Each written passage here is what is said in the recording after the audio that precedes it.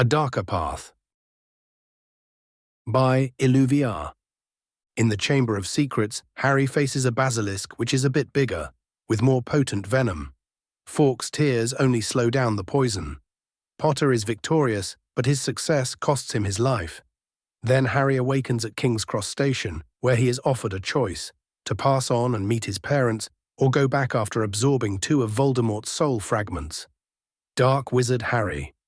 Chapters 4. Rated, Fiction M, Language, English, Genre, Adventure, Romance, Characters, Harry P, Susan B. Chapter 1. Prologue. The Death of a Gryffindor. Disclaimer, I do not own Harry Potter. It belongs to J.K. Rowling and the various publishers. This story is written with no commercial aims. I do not make any money from it. 28th May 1993. The Chamber of Secrets, Hogwarts. Is this how it ends? Harry Potter whispered. His addled mind barely registered the screams of Tom Riddle's memory. Harry was on his knees in front of the cooling corpse of a 100-foot basilisk. The great serpent was dead, slayed by his hand. The hilt of the sword of Gryffindor gleamed from the beast's mouth. It was the only visible part of the weapon that had pierced the brain of Salazar Slytherin's pet. Even the gem-encrusted hilt was getting darker. It was slowly being covered by thick black venom, which was leaking from a rupture's poison sac. Next to the carcass, Potter was gripping a small diary in his left hand, as if his life depended on it. Black ink was bubbling from a hole in the booklet. Harry had used his last vestige of strength to pry the basilisk fang which had lodged in his left arm when he killed the serpent and then slammed it through the diary. He looked numbly at the gaping hole in his left arm. With every beat, Harry's heart was pumping out his lifeblood. But the crimson liquid looked wrong. It was darker, almost black, just as the puffy veins in his arm. The hand with which he was gripping the diary was getting grey and slowly bloating. He could see his fingers convulsing, but could no longer feel them. He blinked a couple of times. His sight drifted over the shadow-covered chamber until his eyes reached the prone form of Ginny Weasley. She looked peaceful, as if asleep. If he was not mistaken, there was colour returning to her cheeks. Harry smiled sadly. At least she was safe. Right? Harry looked at the transparent form of Riddle, which was still screaming. It was distorted and colourless. The apparition suddenly froze and then disappeared with the sound of shattering crystal. A cloud of black smoke erupted from the diary and surrounded Harry like a tornado. Perhaps the second-year student should have been scared, but he felt nothing but resignation. He could feel the poison coursing through his veins. Contrary to what one might expect, it was not particularly painful. He had endured much worse under the tender ministrations of his relatives. It hurt for only few seconds as the venom passed through his bloodstream, and after that the magical poison had already numbed his nerves as they were dying under its effects. Harry knew that it wouldn't be long now. He could feel it, like a cold fire spreading through his bloodstream and causing his heart to seize. Thanks to Fawkes and his phoenix's tears, which had slowed it, Harry survived long enough to deal with the diary and save Ron's little sister. A small smile stretched his dry lips. At least he did something right. Fawkes, take care of Ginny, please.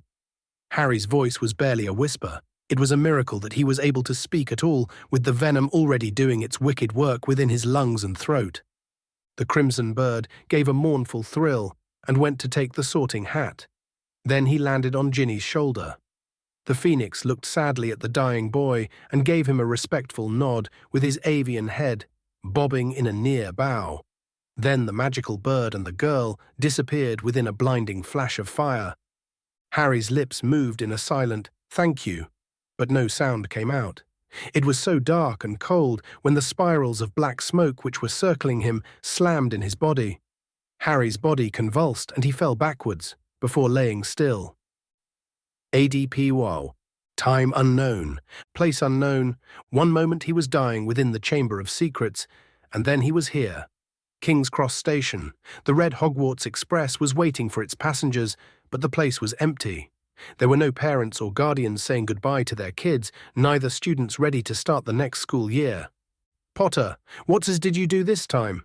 A familiar voice hissed in a hybrid between English and Parcel tongue, which Harry knew only from forgotten nightmares, startled the confused kid. He turned around and found out that the station was not as deserted as it first appeared. Two people were standing behind him.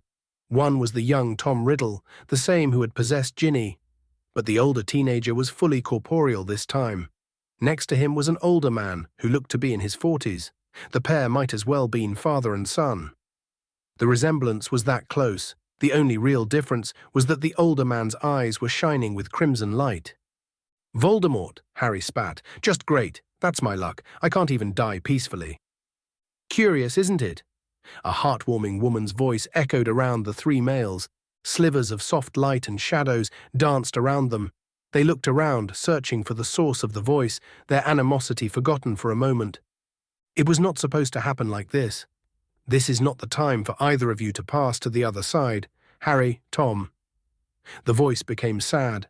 It caused a pang of forgotten feeling to pass through the stone-cold heart of the self-styled Dark Lord. Harry and Voldemort could feel something approaching. It was magic, pure, light and dark, yin and yang. It swirled around them, tantalizing, seductive. It was both the gentle cares of a loving mother, the fiery passion of a lover's kiss.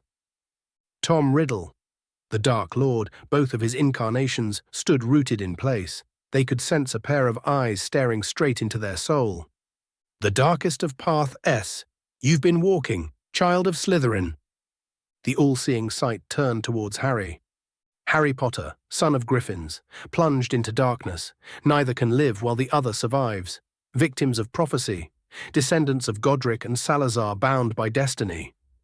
The older Riddle nodded. "Is that the crux of the prophecy?" Harry looked around in confusion. "What is that supposed to mean?" he wondered. "And the Dark Lord shall mark him as his equal," the woman interjected. "Merlin's balls," both Riddles cursed. Harry's eyes widened and his right hand shot to the lightning bolt-shaped scar on his temple. "Yet you two were never equal." A paradox, for this was one of the few true prophecies to be ever uttered by a mortal soul. The woman paused. "While I am magic, with light and dark being a simply man-made distinction that is of no matter in the great scheme of things, fate requires balance. There is no good or evil, just those too scared to pursue power," Riddle hissed. "Tom, you are such blind, foolish child." A lithe, brilliant figure of a woman materialized between Harry and the pair of Riddles. Her skin was made of blazing magic, which was painful to look upon. She was dressed in a gown made by slithering shadows, which were clinging upon her soft curves. She smiled at Harry, dazzling him. Somehow he knew that he could perceive only a tiny fraction of the woman standing before him. She was power. She was magic itself. "Harry, you have a choice to make." A hand covered by a glove of dark velvet waved at the waiting train. "You could board the express and go to the other side, and yes, your real family will be waiting for you there." Harry's eyes became huge. His mum and dad were waiting for him. He shuddered with excitement. His face glowed with a goofy smile. No more Durseys, no more dark, hateful whispers. He was ready to shout with joy when his gaze met the cruel red eyes of Voldemort. Harry's high spirits were dashed on the spot. In an act of maturity that no one would have expected of a 12-year-old, he pointed at the Dark Lord and looked at the woman. "What about him? What will happen to him if I die?" "His prophecy will be resolved in a way. Tom will come back to life. Britain will fall to Voldemort. For a time." "What about my friends?" "Some will flee, some will fight. Child, no matter what you choose here, their actions and destiny are their own, just as your fate now lies in your hands. Harry, you won't be responsible for what happens if you choose to pass on. Fate will have her due." Potter huffed in frustration. He might not be held accountable for what happens to his friends by someone else. But Harry already knew. He would blame himself for what would happen regardless. He looked at the woman who was smiling at him. "You already know what I will choose." "Do I?" Her musical laughter was a balsam for his soul. "At this moment there are two strings of possible futures. In one you board the train. In the other you go back. They are both valid. They both happen. In a sense, you've already made both choices." And the younger Riddle was first to understand what the woman meant. "So every choice happens somewhere. There is timeline, or is it reality? Universe, for every possible outcome. He grinned. Countless places where I've already won, he sneered. And as many where you lost, Harry shouted. Not exactly, merely a timeline for every choice that has ever been made, for everyone that will be made. The woman giggled. It was a soft, gentle sound that put smiles on the face of the three males. What do you choose, son of James and Lillian Potter? Harry gathered his courage and gave the woman a look full of determination. Send me back. I can't leave my friends to face him alone. I can't allow him to hurt anyone else. Those words made Voldemort to laugh cruelly. Foolish child, even if you win in the end, it will be upon a mountain of corpses. Do you think that you can protect your friends? You made it thus far on pure luck and my arrogance. How long until this is not enough? You are a babe who knows nothing of our world. The Dark Lord sneered the same way his younger self had. I will stop you. I will protect my friends, Harry shouted. What happened next surprised both Riddle and Potter. Harry, he is right, you know. So far you've been incredibly, improbably lucky, as befits one marked by fate. However, his is not something on which you could count in the future. She is a fickle thing, my sister, yet you made your choice. You are going back. She beamed at Harry, who was crestfallen at hearing her words. But you and Tom shall be equal, as it was meant to be. Do remember, Harry, most magic is guided by intent.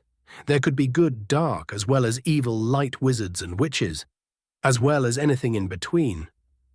She pointed her left arm at the two fragments of Voldemort's soul, and they dissolved in moths of dark light. The woman waved them in Harry's direction, and they raced towards him.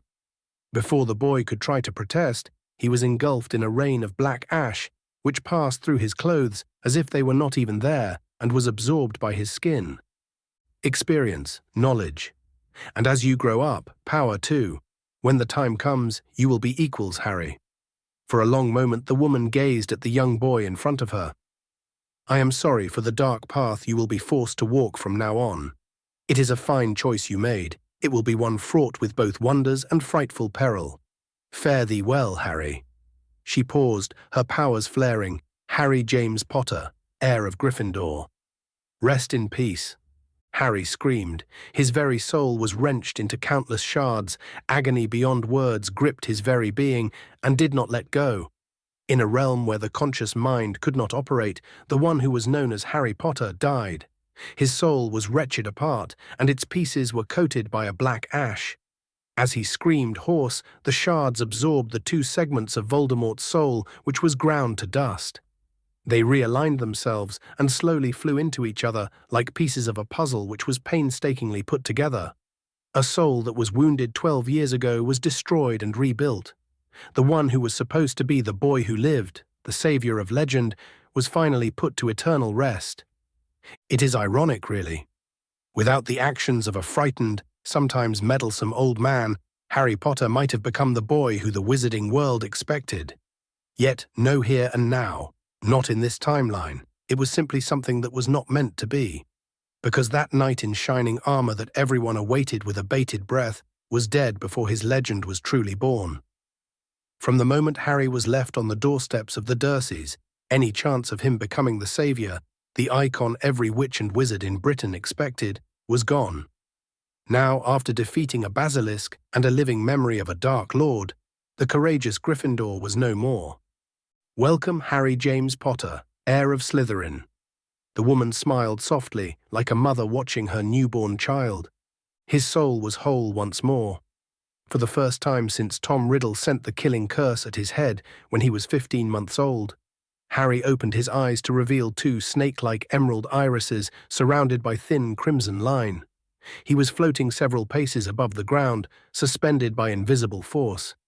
Even at 17 he was an utter bastard, Harry muttered, in a tone of voice that shouldn't belong to a 12-year-old boy. Which it didn't. He had integrated most of the memories of 17-year-old Tom in his mind, up to the moment Riddle made his first Horcrux.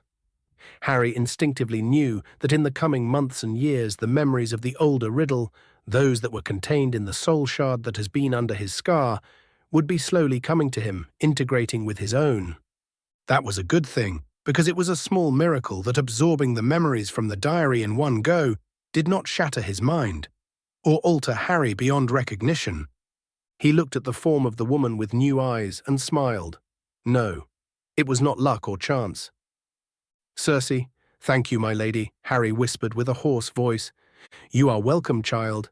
It is time to return to the realm of the living. Destiny awaits you, heir of Slytherin." ADPR. Chapter 1. New Dawn, 28th May 1993. The Chamber of Secrets, Hogwarts. A loud groan shattered the silence which had descended upon the one-time lair of Salazar Slytherin. A deadly pale boy opened his eyes and blinked owlishly. What a strange dream. That was his first coherent thought. The sense of a cold stone floor and the features of the strange ceiling were the first clues that he was not suffering from a too realistic for comfort nightmare. No, sir, Harry was never that lucky. He carefully turned his head to the right and gave a quiet moan as his stiff muscles protested his action. Sure enough, he was laying just a meter away from the corpse of humongous serpent. "What in Morgana's name possessed me? Go come here without preparation," Harry exclaimed, and immediately regretted it as his throat, which was raw from screaming he did not remember, was racked by stabbing pain. "Accio Harry Potter's is wand," he spoke, his voice warping between human speech and sibilant hiss. The 11 inches long piece of painstakingly crafted wood flew from where it had fallen during the fight with Riddle's shade. Harry caught it with his right hand and frowned. He could feel the familiar tug in his magic as his fingers closed around the hilt. However, it felt somewhat off. The wand itself was the same, undamaged from the short, vicious battle. Yet Harry was not. He was no longer that boy, full with hope and wonder, who was led into Diagon Alley by Hagrid. That clueless child who was the perfect match for this wand was no more. He died in this dark, damp chamber, and he was reborn as someone somewhat wiser, and much harder. Harry flicked the wand, and a shower of sparks flew from its tip. It was much smaller and dimmer from what Harry was able to do at Ollivander's. At least it worked. He grimaced and waved the wand over his body. "Cleanse, close, mend, pain begone." Harry hissed in the tongue of the serpents. A stream of soft emerald light flowed from the tip of his wand and was absorbed by his brutalized body. Harry moaned in relief as he felt his wound mending. The trace amounts of venom within his bloodstream raced through his veins and were expelled through the gaping hole in his left arm. He conjured a clean bandage and used it on the wound caused by the basilisk fang. Even better, with every spell he cast, his wand responded better, more eager, as if it was remembering its master. "Well, that's better. At least Tommy Boy's memories are useful," Harry muttered. He carefully stood up on shaky legs. A pepper-up potion would be useful right now." As far as he remembered, young Tom had pillaged everything useful from the chamber. Well, at least Harry had the corpse of a freshly slain basilisk, which technically was in his right to claim as the one who killed the damn snake. He would have to visit the goblins and arrange its harvesting, preferably without anyone else getting a wind of it. After all, it wasn't a stretch of the imagination that if the Ministry got a whiff of the whole affair, they would try to get the lion's share of the galleons. Then there was Albus, who might try claiming the money for Hogwarts and his order, not to mention Snape. After all, this was a mother-lode of rare potion ingredients. The money he would make selling what would be left after harvesting what he needed. The bloody thing was 100 feet long after all, so there would be plenty left. By his conservative assessment, that beastie should net him 250,000 galleons. After he spent a lot of his potential profit greasing various wheels to make it stick. Nah, a thought that wouldn't have occurred to Harry just half an hour ago. First things first, Harry cast a few preservation charms. Thanks to the magic that was infused in the serpent's body, it wouldn't really start decomposing for a long time, but he was not about to risk such a treasure trove. When did I become such a greedy git? Next thing I know, I'll be practicing my evil laughter. Being a newly minted paranoid bastard, Harry made his way to the chamber where the basilisk had been hibernating ever since Salazar placed it as a guardian of Hogwarts. Conveniently, the main wardstone for the Chamber of Secrets was situated there. Good old Sal could not have someone mucking up with the wards of his sanctum without first having a heart-to-heart chat with his pet. Thanks to the small part of Riddle's magic that had melded with his own when he absorbed the 2 soul fragments of Voldemort, Harry was able to interact safely with the wards. He keyed himself to them and cancelled all others. Then he spent the next few minutes placing a half-assed anti-Phoenix ward on which young Tom had been working. As he worked on it, Harry was instinctively making changes, improvements. Yes, a bit more power to this rune array, Harry muttered while he was tracing ancient symbols with his wand, burning them into the surface of the stone. Potter could see in his mind the arithmetic calculations he had made when working on the theoretic aspect of the ward. Of course, translating them into a real working barrier against Phoenix flaming was much harder process. At the time, it never crossed his mind that he, Harry, had never studied arithmancy, much less created the ward scheme he was implementing. Instead, he was working on autopilot, led by a prompt from the still dormant memories of what he was now calling the Elder Riddle. It took him about a half hour to have something working in place. Can't have the headmaster coming in and pillaging the just spoils of battle, can we? Well, that's done. Time to have a chat with the old man, but first... He went to the corpse of the great beast and conjured a vial made of pure silver, then enchanted it to be unbreakable. That done, Harry used a levitation spell to pry the sword of Gryffindor from the brain of the serpent, and then with a swirl of his wand, sent some of the venom coating it to rest in the vial. He closed it, sealed it with a spell, and then shrunk the container, placing it into one of his pockets. Next, he created scabbard and sheathed the sword within it. A belt followed, and the weapon was placed over his left shoulder. Lastly, Harry made a pouch in which he placed the diary, careful not to touch the black muck covering most of it. He headed for the exit and started casting various cleaning spells over his tattered robes. By the time he had reached the rock slide separating him from where he had left Ron and Lockhart, Harry was feeling somewhat cleaner. Now he only needed a couple of hours under a hot shower. He sniffed at his robes. Add at least 2 more, soaking into a bathtub. Harry looked at the blocked passage and glared at it critically. He could clear up the rocks and transfigure an arch to keep the ceiling from caving in, but that would use too much of his remaining power. During his earlier ordeals and after his latest actions, too much of his magic has been used up, and Harry would not risk becoming even weaker right now. It was a good thing that there were a lot of secret passages leading to various parts of the castle from the chamber. He took few steps back and turned to the right. He tapped with his wand one of the stones making up the wall, which was no different from the rest. The wall slid up and revealed a small dark tunnel which stank of dead water. With a quiet lumos to light up his path, Harry made his way out. ADPR 28 May 1993 Hospital Wing, Hogwarts. Madame Pomfrey was fusing over her newest patient, Ginny Weasley, who was delivered into her care by Fawkes.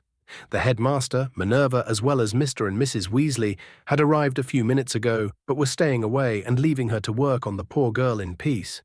It took her only a couple of glares and few harsh words to stop them from interfering in her job. The girl was showing signs of long possession and extreme magical and physical exhaustion, as well as residues of some very dark magic.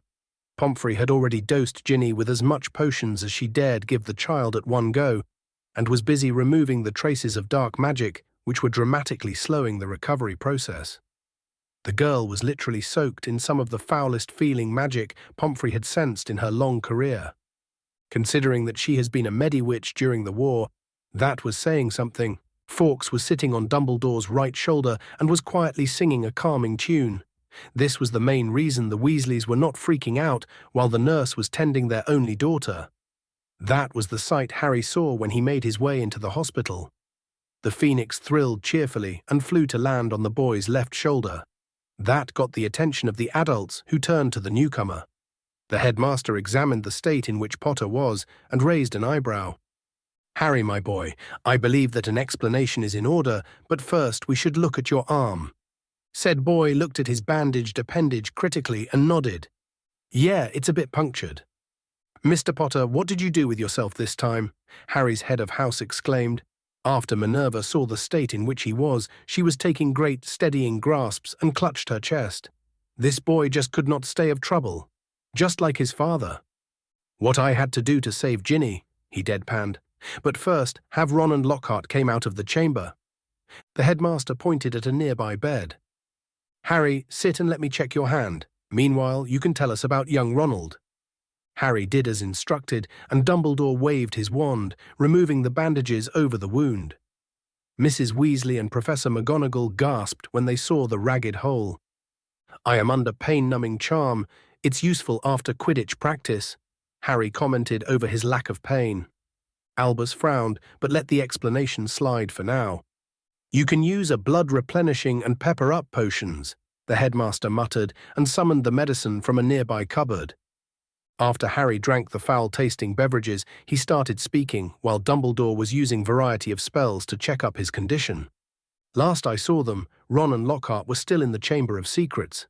That poor excuse for Professor tried to obliviate us and caused a cave-in that separated me from Ron. The entrance is in Moaning Myrtle's bathroom, and as far as I know, it is still open. I think that one of Ron's legs was injured when that idiot that masqueraded as Data Teacher blew up the ceiling." The listening adults were appalled. Before one of them could explode at the boy, the headmaster spoke. "Minerva, Molly, you should go check on young Roland. Fawkes will get you there the fastest, I should think." Moments later, the two women disappeared within a flash of phoenix fire. "Now, my boy, tell us what exactly happened," Albus asked with a hint of concern in his voice. The way Harry was talking and acting was out of character. Suddenly, the kid's bearing was like of someone more mature. The sure way he was speaking and dismissing his serious wound was unlike the shy boy he knew. Harry started talking. It took him nearly quarter hour to tell most of the things that happened. Naturally, he left the part about absorbing parts of Riddle's soul out of his tale. Meanwhile, Minerva and Molly came back, with the deputy headmistress levitating Ron, whose left leg was broken. They had Lockhart in tow too. The Data Professor had finally managed to cast a successful spell. Too bad for him that it backfired. The witches came back in time to hear about the battle with the Slytherin's monster and the memory of Riddle. "You saved her. You saved my daughter," Molly exclaimed and tried to hug Harry to death. Fortunately, he was saved by the headmaster, who was still providing first aid. The old wizard carefully stepped in the way of the grateful woman and prevented her from squeezing the life out of the boy who lived. Harry gave a thankful nod to the headmaster, whose eyes were twinkling with amusement. After Molly calmed down, Potter continued with his tale. When he was over, Dumbledore was looking at him with deep frown. By then, Ron's leg was mended, and he was dosed with Skeeler Grow, and Lockhart was napping under the influence of Dreamless Sleep Potion. Madame Pomfrey was patching up Harry's arm, and the rest of the adults were looking at him strangely. It probably had something to do with the way he had told them what happened. The way he spoke was closer to an aura giving an after-action report than a 12-years-old boy talking about a life-or-death struggle in which he had participated in just an hour ago. Not to mention that there were a few important questions that needed answers beyond Harry's current behavior. "If you are wondering," Harry gave the leather bag that he was wearing to the headmaster. "How Voldy entrapped Ginny, it was his diary." While Mr. Weasley was trying to wrap his head around Harry's latest statement, Dumbledore wasted no time, and after casting few detection spells on the bag, he retrieved the diary. He looked at it for a long moment and muttered quietly. He was one of the most brilliant students Hogwarts has ever seen. He turned his heads to the Weasleys, who were looking at him with confusion. "Tom Riddle. I taught him myself. That was 50 years ago. After school, he travelled far and wide. I lost track of him. Later, when he resurfaced, Tom was known as Lord Voldemort. Hardly anyone recognized the Dark Lord as the clever, handsome boy who used to be a head boy here." He shook his head. "Molly Arthur, I believe it will be for the best if you stay here with Ginevra and Ronald. Your daughter should be awakening soon. I need to secure the diary and this sword, which seems to be fond of Mr. Potter." However, Madame Pomfrey had other plans. "Albus, Mr. Potter needs rest. He is exhausted and wounded. I'll deposit him back here shortly, Poppy." Albus gave his best grandfatherly smile to the nurse, who had cleaned up and bandaged Harry's arm. Before Pomfrey could protest further, Fawkes had followed the wishes of his human, and Potter and Dumbledore found themselves in the headmaster's office. Dumbledore pointed at one of the chairs in front of his desk and made his way around to his own. "Sit down, Harry." Harry sat and Fawkes landed in his lap. The phoenix softly crooned at him and shamelessly demanded petting. Harry grinned at the firebird and gently stroked his feathers. The fact that Fawkes still liked the boy gave a sense of profound relief to the headmaster. Albus complimented the loyalty and courage Harry must have shown in the chamber in order to call his familiar and the sword of Gryffindor. Potter answered with curt nod. He glanced at the headmaster without meeting his eyes. Voldemort was interested in me. He said that I am like him. Harry trailed off. Having the memories of young Tom Riddle, he could see the similarities in how both of them were raised. Lack of love and abuse, though luckily enough, where Harry was concerned, the physical abuse was almost non-existent. Not that the routine starvation and emotional pain that his relatives reveled in causing him was something to be overlooked. Dumbledore looked thoughtful. Did he now? And what do you think, my boy? Under different circumstances, that might have been an innocent question. But now Harry was closer to Voldemort than anyone else. Hell, he had merged with pieces of the soul of that madman. I don't think so, Professor. For one, I am Gryffindor. Though now that he was changed, he was great shoo-in for Slytherin. Suddenly the lions were not looking so much brave and courageous. More like arrogant and thoughtless. At least a lot of them. Here, take this shiny, pointy sword and go charge that basilisk. Well, he did that, without taking the sword first or making any meaningful preparation. Harry shuddered. By all rights, he should be dead right now. Oh yeah, I did die. Professor, Harry started speaking after a moment of thought. The Sorting Hat told me that I would do great in Slytherin. And because I can speak Parseltongue, he paused, then, everyone thought that I was Slytherin's heir. Well, now with Tommy not technically alive, I am the heir. Even if the wanker was around and kicking, I might still be. 3 victories in a row plus having a part of his magic. By the right of conquest, I might be the heir of Slytherin too. Not to mention that I have parts of his soul grafted into mine. Dumbledore gave him some spiel about how Voldy had transferred some of his powers to Harry when he killed his mom and dad and tried to AK him. Well, now Harry knew that the bastard did much more than that. Voldemort put a bit of him in me? Harry feigned surprise. Apparently it was good enough. It appears so. So I should be in Slytherin. The Sorting Hat saw it in me. Salazar's house is what would suit me best these days. Besides, it would give me great opportunities to drive Snape insane. Can I ask for resorting? Harry wondered. It puts you in Gryffindor. While you have some qualities that Salazar Slytherin prized in his students, you were not placed in his house. Think about why that is, Harry. I met Draco, that git. Any house that he wasn't in sounded great at the time. It still does. I asked it not to put me there. Exactly, Dumbledore exclaimed. It is our choices more than our abilities that define us. That is what makes you so very different from Voldemort. Our choices, eh? Well, that is what makes me so similar to that wanker. Harry mostly ignored Dumbledore while the old man told him to draw the sword and see the name which was encrusted in the blade. Godric Gryffindor. The headmaster pointed at the blade with a content smile. No. Only a true Gryffindor could have pulled that from the hat, Harry. For some time, neither of them spoke after that. The headmaster was right in a way. Everything he said was all too true for the boy who entered the Chamber of Secrets. However, that was not the boy with who he was speaking now. That child, the paragon of Gryffindor, never left the lair of Salazar Slytherin. He died a hero, saving an 11-year-old girl from 2 deadly monsters. The Harry Potter who was now standing across the headmaster's desk was different. He was no hero, just a plain Harry with a bloody prophecy and damned Dark Lord hanging over his head. You need some food and sleep, Harry. You better go to the Great Hall for dinner. I need to write to Azkaban. We need our gamekeeper back. And I need to draft an advertisement for another Data teacher. The last sentence was muttered with a resigned tone. Harry nodded and made his way to the exit. He had nearly reached the door when it exploded inward violently and barely missed his face before slamming in the wall with enough force to crack the wood. A furious Lucius Malfoy towered over the small form of Harry Potter. Behind the blonde man was cowering, a small wretched creature who was covered with bandaged wounds. That was Dobby, the elf who in its attempts to protect Potter created no end of troubles for the boy. For a long moment, Harry stayed frozen in place. His empty eyes gazed at the middle-aged man. Suddenly, Harry was looking at a much younger Lucius Malfoy, the scion of a most noble and ancient house, and 3 men wearing Death Eater garbs were surrounding 4 muggles. By the decor, Potter concluded that they were in the living room of the family. The only unmasked magical was Malfoy. This was the blonde man's special day, his initiation in the Dark Lord's followers. The father and 4-year-old boy were screaming under the Cruciatus curse. Malfoy paid no attention to the torture. He was too busy enjoying himself with the 11-year-old girl while another Death Eater was raping the mother.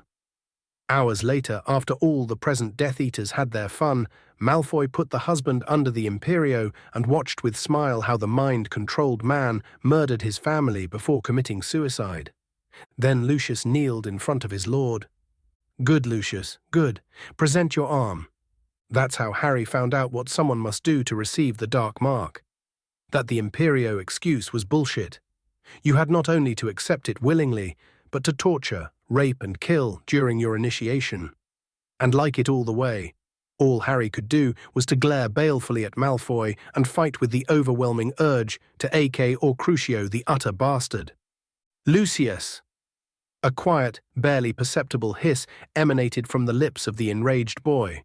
Nevertheless, it was a blood-chilling sound, full of fury and loathing. A sound that should have never left a human's lips. Fortunately, it was not loud enough for the headmaster to overhear it.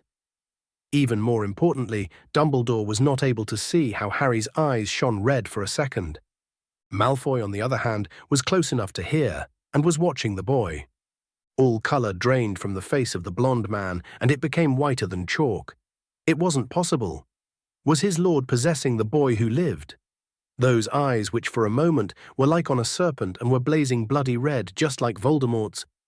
"Lord Malfoy," Harry's words were dripping with sarcasm, "a clever little ploy you've hatched. Getting into a fist fight with Arthur Weasley last summer, passing one particular diary into his daughter's books." The blonde man blanched. "What is this nonsense, boy?" Malfoy spoke with surprisingly calm voice. Harry grinned at him.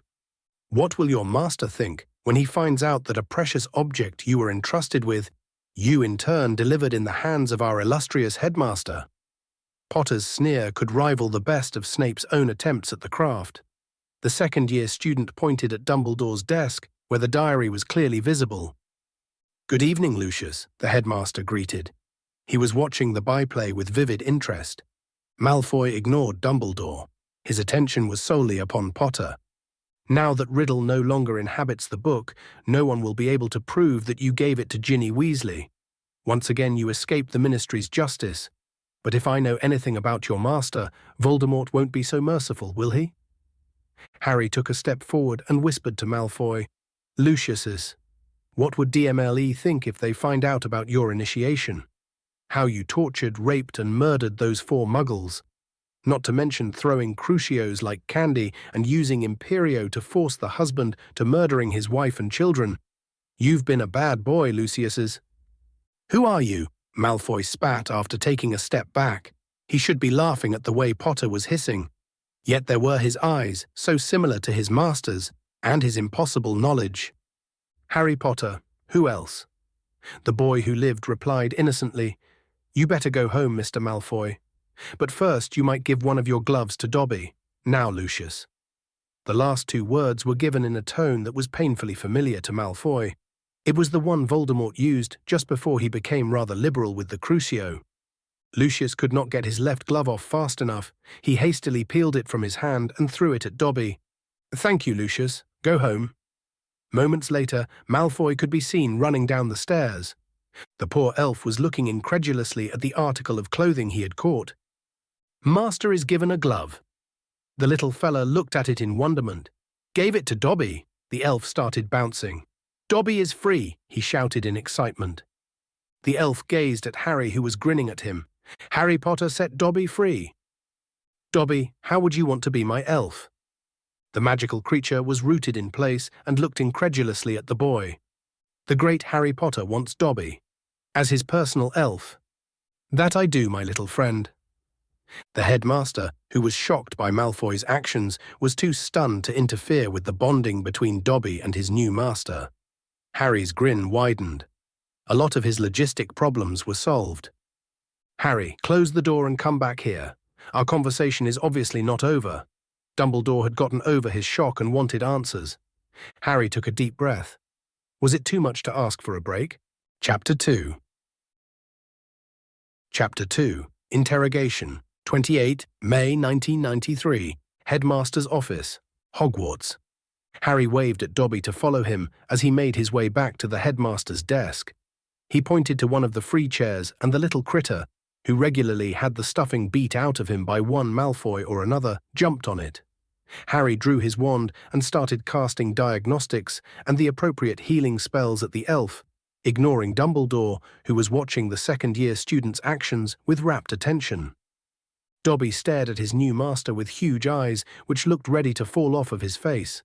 The elf was muttering about the great wizard Harry Potter, sir, which prompted a look of exasperation from the said wizard. When Harry finished patching the little fellow to his satisfaction, he sat in the nearest free chair and looked at Dumbledore. "You have questions, Professor. Ask them," Harry said. The headmaster watched the raven-haired boy warily. The way Harry was carrying himself, it was eerily familiar. Albus concentrated on the memories of every time he had met Lily's son. He could hardly compare the image of the shy child he knew with the boy sitting across his desk. This was not the Harry who had been thirsty for approval and was looking at him as a grandfatherly figure. Instead, Dumbledore was facing someone who was sure of himself, very sure of himself. Was this behavior born of pride in the child's newfound abilities or a hint of arrogance? The way Lucius acted towards Harry, the sheer terror exhibited by Malfoy, was concerning to say at least. The headmaster chose his words carefully. "Harry, my boy, that was one interesting conversation you had with Lucius. Do you care to enlighten me?" Potter tapped his chin with the tip of his wand. He watched the headmaster from the corner of his eyes. The elder wizard was sighting stiffly in his chair.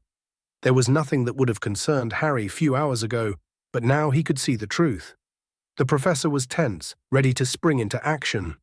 Harry pondered his options. If worse came to worse, he had a very slight chance to last long enough for Dobby to take him out of the castle. He shrugged, hoping that it won't come to that. Despite his newfound knowledge, he was still 12 years old. Too young to become a fugitive. Well, not too young, but certainly it would be inconvenient. Besides, he knew how Riddle had spent his years in Hogwarts and was not too keen to follow similar path. Tom had been alone, seeing people as nothing more than pawns. But Harry was different. Running away would leave his alone, not a nice place to be when one was burdened with Voldemort's memories. On the other hand, thanks to the influence of that bastard's memories, Potter was now a practical man. He would use people when needed, but refused to see everyone as nothing more than chess pieces on a game board. Even if he was forced to play the greatest game of them all, the one of Thrones with magical Britain as the prize.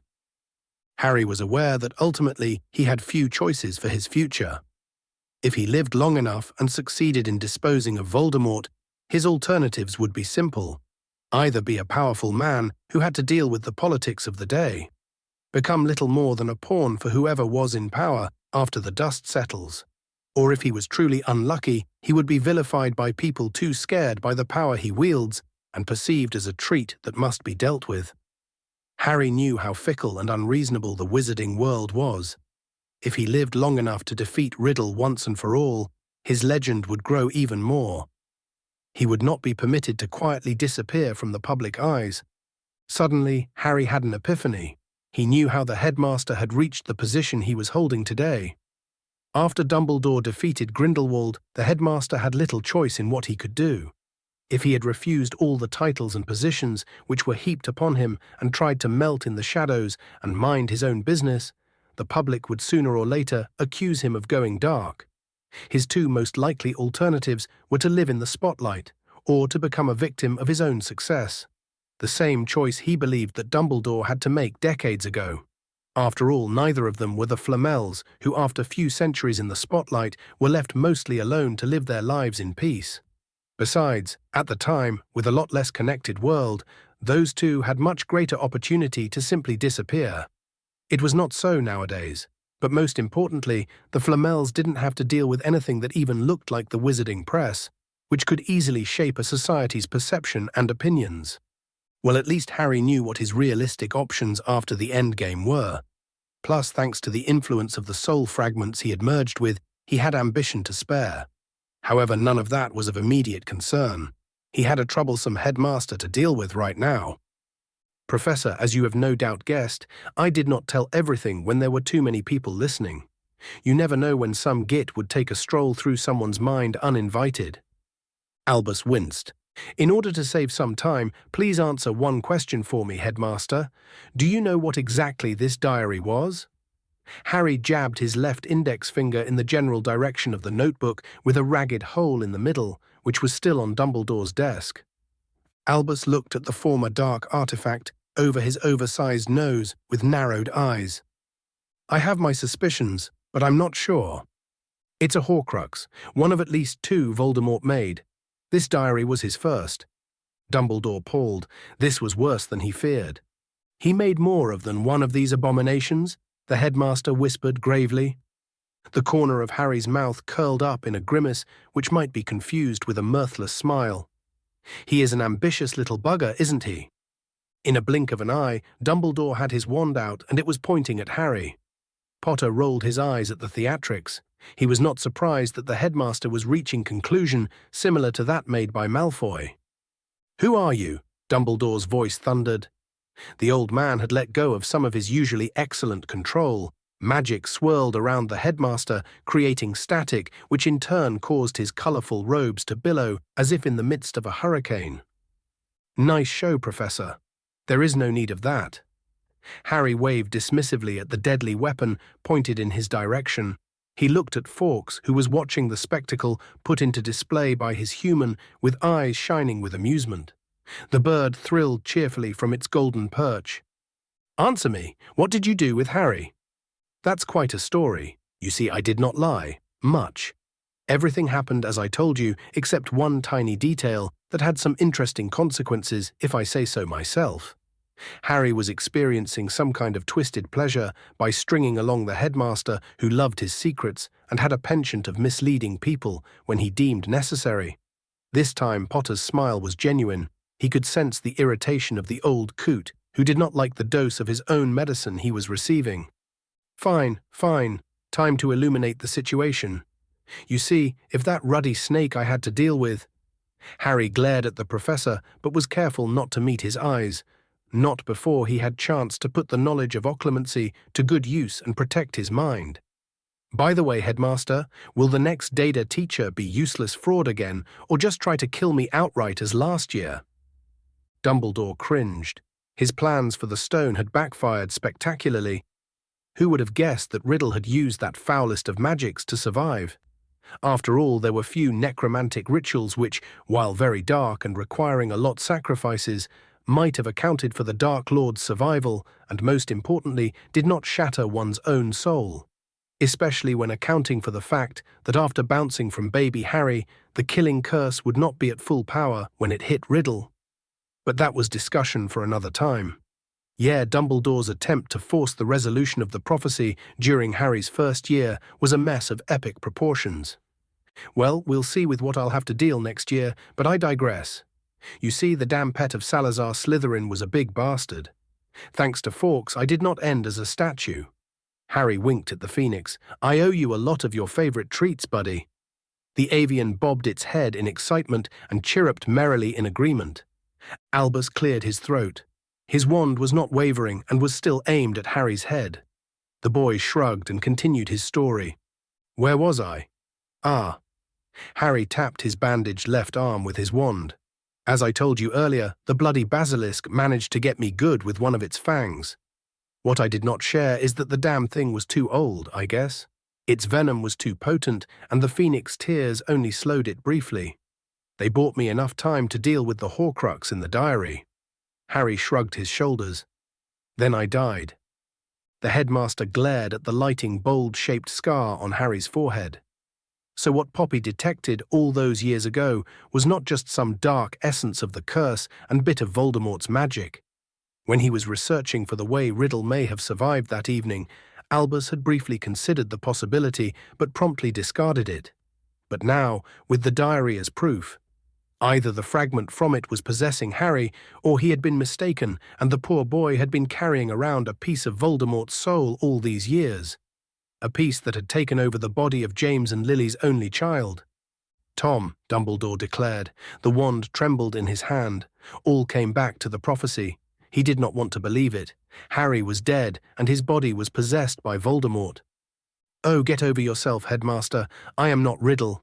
There was no way for either fragment of his soul to successfully possess me. Hello, basilisk venom, destroyed Horcrux. A lot more of that stuff was coursing through my veins. That mess had some unexpected consequences.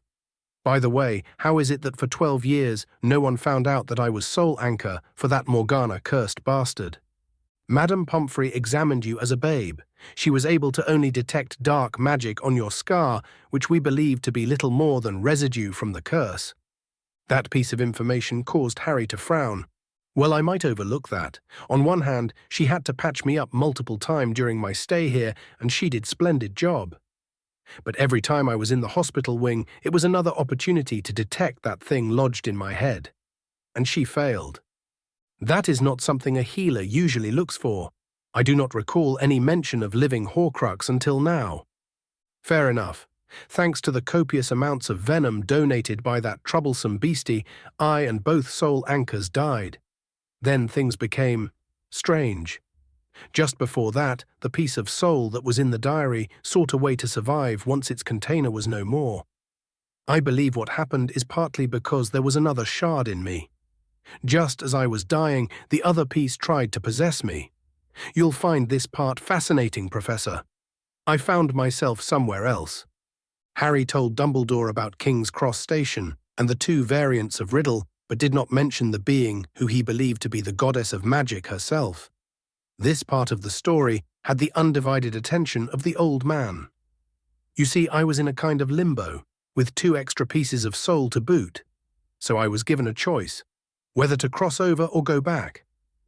The old man nodded. He was not sure if he believed the boy, but he could not sense any lie in him. Perhaps a bit of a mission. Apparently the youngster believed the story. Whether it was true or a hallucination caused by the venom was another question. But if that was the case, it did not explain Harry's new abilities. You are alive, whoever you are. You are not the boy who entered the Chamber of Secrets. That much is obvious. When I decided to come back, I was not aware of the string attached. Ah. Technically, there were 3 souls in that place. One had to pass on, one body to which a soul could return.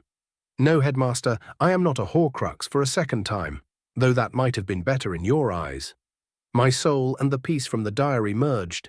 I am Harry Potter, but not as you know him. My soul was shattered and rebuilt. So you are correct. That innocent child who went into the monster's lair did not come back. I have 17 years of additional memories, Headmaster. Tom Riddle's memories, Dumbledore whispered. This was, for the first time in his long life, words failed Albus. He pondered this new information.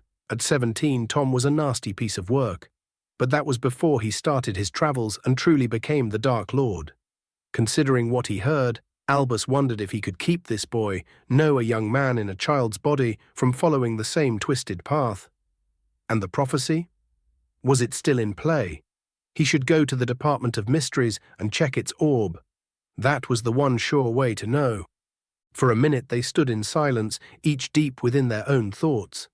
While the headmaster was pondering if Harry was saying the truth or what he believed it to be, Potter was making plans for the summer. Going back in the hard labor prison that was his home was out of the question.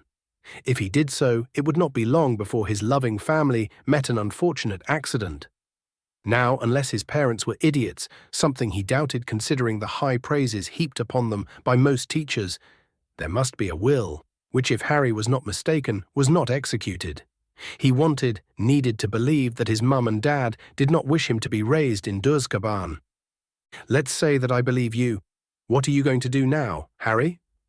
Dumbledore was the one to disrupt the silence. Finish school. There are subjects which Riddle did not take or excel at while he was studying here.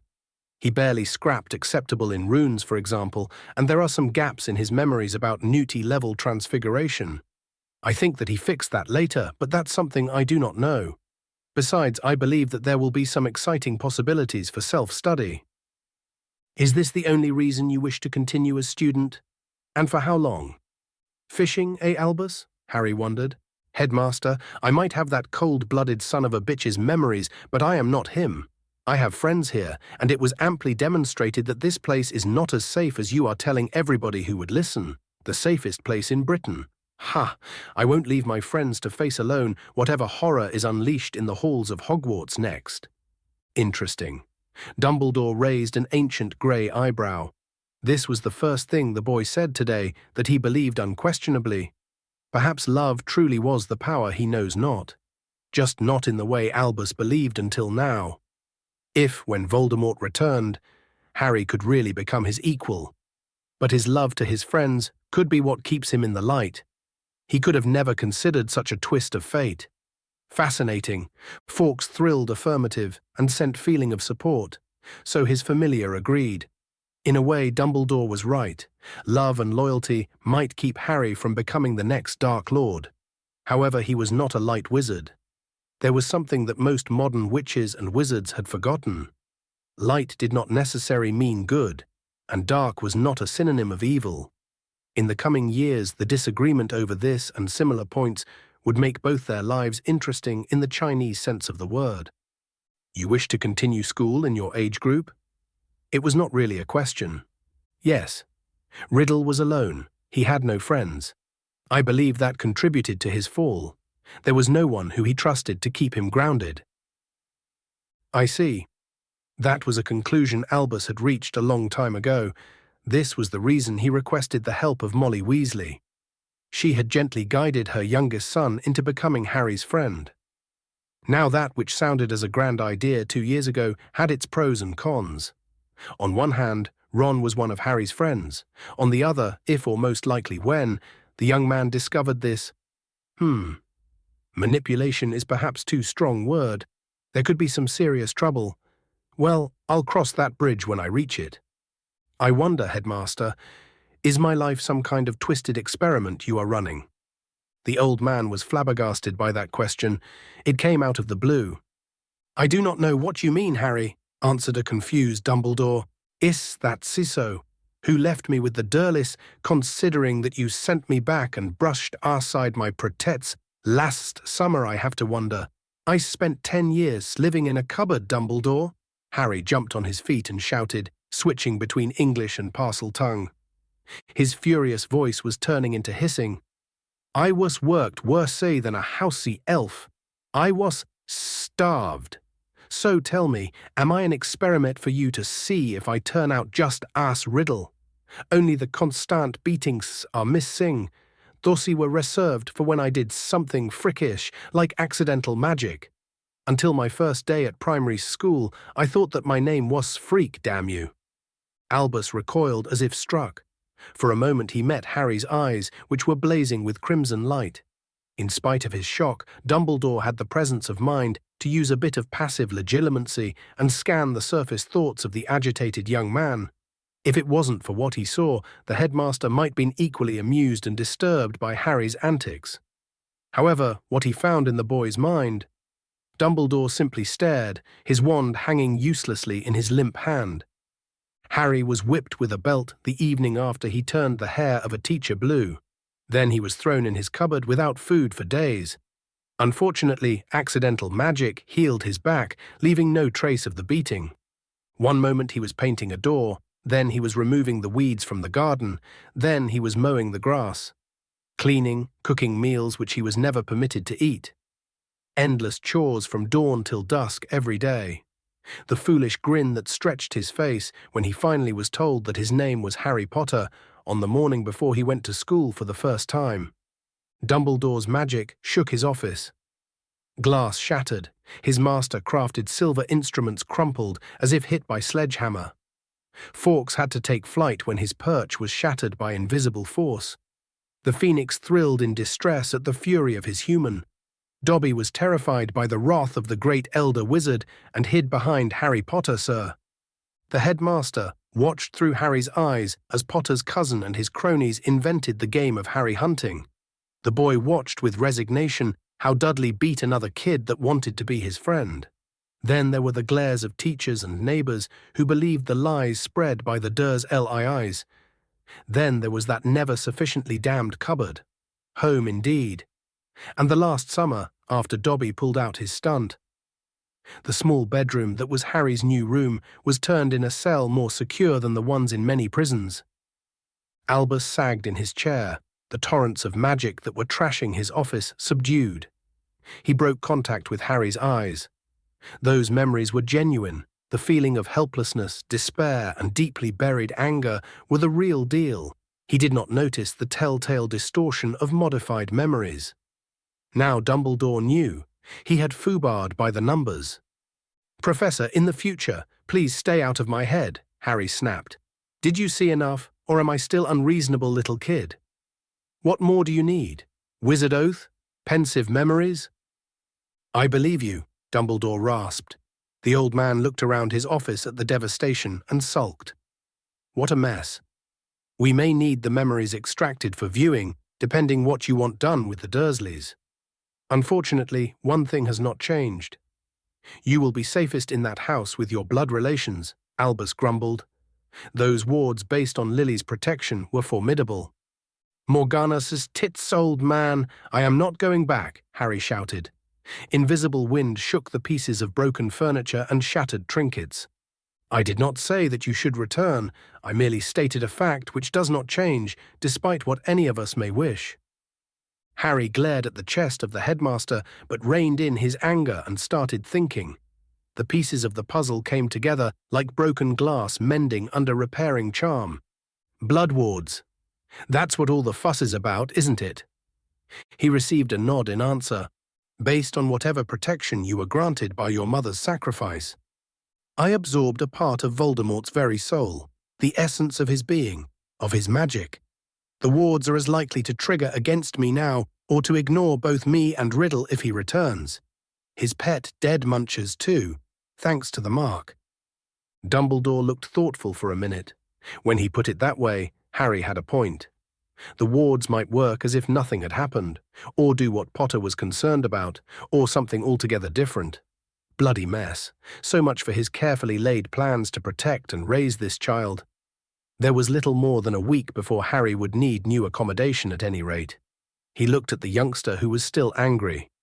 "What do you want to do with your relatives?" Harry's glare intensified. This was another leading question. He smirked. "What I want is to go Voldemort on their asses. What I need is justice." Dumbledore looked relieved at that answer. This was something that the Chief Warlock was more than glad to help with. And it would be best if the Muggle authorities deal with them. The Dursleys, Harry spat the name like it was poisonous, loathe anything abnormal, as if they were ever normal, the bastards. I want them dragged through the courts, their precious reputation tarnished, then destroyed. The headmaster looked at Harry with a small frown. The boy was angry. Too angry, perhaps, but it was understandable. Besides, after a trial and what Albus believed that would be undoubtedly guilty verdict, the Dursleys' reputation would be destroyed. No one liked child abusers. Curiously, this was one of the very rare cases in which Dumbledore did not think that a second chance is warranted. Those people were on their way to turn this boy in another Dark Lord. 2 points, Headmaster. Yes, my boy? My parents' will, Harry fixed the elder wizard with an uncomfortable stare. I sealed it shortly after Lily and James were murdered. I believed that it was for your protection at the time. Considering the chaos and the attacks that continued for weeks after Voldemort disappeared, I still think that it was the correct course of action. But perhaps I should have opened it few years ago. I am so sorry, Harry. I forgot about it after so many years. I want it opened. We'll go to the Ministry in few days when the immediate fallout of the attacks passes. While Harry preferred not to wait, he knew that the old man had a point. After being temporarily removed from office, he'd have his hands full. Besides, the petrified students will be healed in the morning, and that could become a circus. He'll wait few days. But after the will reading, Harry decided he had to visit Gringotts, where a second copy should be sealed, beyond the reach of Dumbledore. It would be a good way to see if the old coot tampers with it. Second, the basilisk. It is mine by the rules of conquest. I died slaying that thing, and considering that I do not know if there is much left from the Potter's estates, I may sorely need those finances in the future. If you for once do not interfere, I'll donate 10% of its monetary value and further 5% in potions ingredients to Hogwarts. For obvious reasons, I don't want the Ministry to have anything to do with this. For a moment, Dumbledore wondered whether he should try to negotiate for a bigger share for the school. Merlin knew, with how the governors were about new equipment, which was sorely needed, Hogwarts could use every nut. But he decided not to push his luck. What Harry was offering was more than generous, especially when Lockhart had by all accounts proved to be a menace instead of help. That idiot was something else Albus needed to deal with too. Fair enough. May I suggest that you keep some of the ingredients for yourself? They are extremely rare, and you never know when you'll need them. That is the plan. Good night, Professor. Harry looked around the office, which resembled a recent battlefield. You'll have your hands full tonight. It is my mess to clean up, Harry. Good night. ADPR. Once he had left the office with Dobby trailing behind him, Harry instructed the elf to transport him to the kitchens. He was in no mood for any more explanations that evening. He inhaled the rich dinner which the Hogwarts elves served, while Dobby was entertaining them with tall tales about Potter's achievements up to date. Scaring the crap of Malfoy and freeing the over-enthusiastic fella had a prominent place within the legend the elf was creating. Harry made his way to the hospital wing, where he found Mrs. Weasley asleep on a chair next to the bed in which Ginny was recovering. He checked on Ron, who was suffering under the effects of Skelegro potion. Thanks to the enchanted curtains, Ronald's shout, given when he saw Harry, did not wake the rest of the Weasleys. "Blimey, mate, what happened? Are you okay? How did you save Ginny?" "I'll live," Harry deadpanned. He gave his friend an abbreviated version which was conspicuously lacking any mention of him dying or soul fragments. "Get some rest. Regrowing bones sucks." Ron made a face, remembering another of Lockhart's innocent mistakes. "Yeah, you'd know. At least the idiot didn't vanish the bones in my leg." "Night, mate." Harry left Ron on his own devices and went to the bed next to which where Hermione's petrified form was placed. He tenderly traced the stone-cold contour of her cheek. "I did it, Hermione. It was a basilisk, as you found out. Everyone is safe now." He went on to tell her the story. "Please get better." ADP Cus. And next morning marked the beginning of one of the better days in Harry's life. After Snape delivered the freshly brewed mandrake potions, Hermione was finally revived. Harry watched how Madame Pomfrey used her wand to levitate the purple liquid to Hermione's lips, which immediately started regaining color. He watched, fascinating, how her skin started pulsing. Soon she lost the outward appearance of a statue, crafted with impossible detail, and the stone was replaced by pale skin. She blinked a few times in confusion, then saw Harry. He was tackled by a brown-haired missile who proceeded to hug the life out of him. "Harry," Hermione sobbed in his shoulder, "you're all right." Then, to his bewilderment, she released him and started hitting his chest with her small but surprisingly powerful fist. "You prat! Never do something like that again. You could have died." In the next moment she was hugging him again. Girls are weird, he thought. Harry smiled contentedly and hugged back his first friend. "How could you? Facing a basilisk alone?" Hermione sobbed on his shoulder. "Shh. Hermione, I am fine. Everyone is all right." Poppy ran a few tests on Hermione and declared her ready to leave. She was led to the Great Hall by Harry, who was afraid to let go of her hand. The day kept getting better and better. Ironically enough, now that Harry was pretty sure that he had become the heir of Slytherin, his schoolmates started apologizing to him about their groundless accusations. To Hermione's utter horror, the end-of-year exams were cancelled except for those in their OWL and New T years. Dumbledore managed to make an ass of himself and increase the animosity which all Slytherins felt towards Harry by giving him and Ron 200 house points each without giving a good explanation. Apparently the whole basilisk fiasco was a deep, dark secret, and no one except the elder Weasleys, the people who were in the chamber, Hermione and Professors Dumbledore and McGonagall, knew. At least the House Cup was now guaranteed to be Gryffindor's. The one high point was that Draco was conspicuously quiet for what little remained of the term.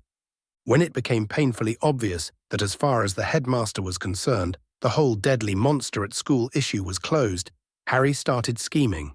He was determined to reveal some of what had happened, but not before Dumbledore unsealed his parents' will. So he mixed with his schoolmates and was asking various questions, mainly about who's who in the wizarding world and whoever in the ministry has relatives that are attending Hogwarts right now. To his surprise, he learned, from the Weasley twins of all people, that the cute redhead girl in Hufflepuff that was in his year, Susan Bones, was the niece of one Amelia Bones, the director of DMLE. That evening, between dealing with his potions and charms homework, Harry got a small piece of parchment and wrote a note. Dear Ms. Bones, certain facts about the attacks that were carried against our fellow students have come to my attention.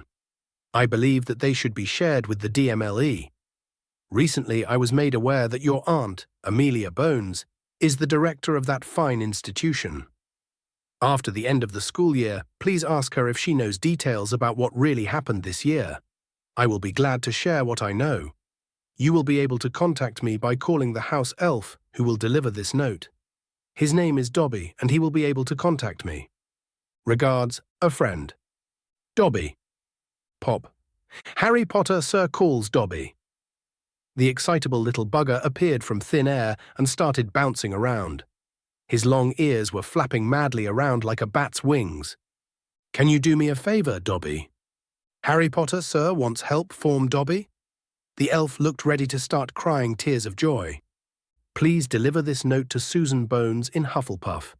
Please make sure that no one but her sees or overhears you. And do not mention my name this time. If she calls you later, tell her that you can bring me a note if she wants to communicate, but I need to remain anonymous until the end of the school year. With another pop, Dobby went on his errand. An irritated red-haired girl was glaring at a house elf who had delivered her a note. There were all kinds of rumors flying around about who or what carried out the attacks, but there was no concrete information, and Susan was a very curious girl. The contents of the note had an effect on her similar to that of a matador waving a red flag at enraged bull.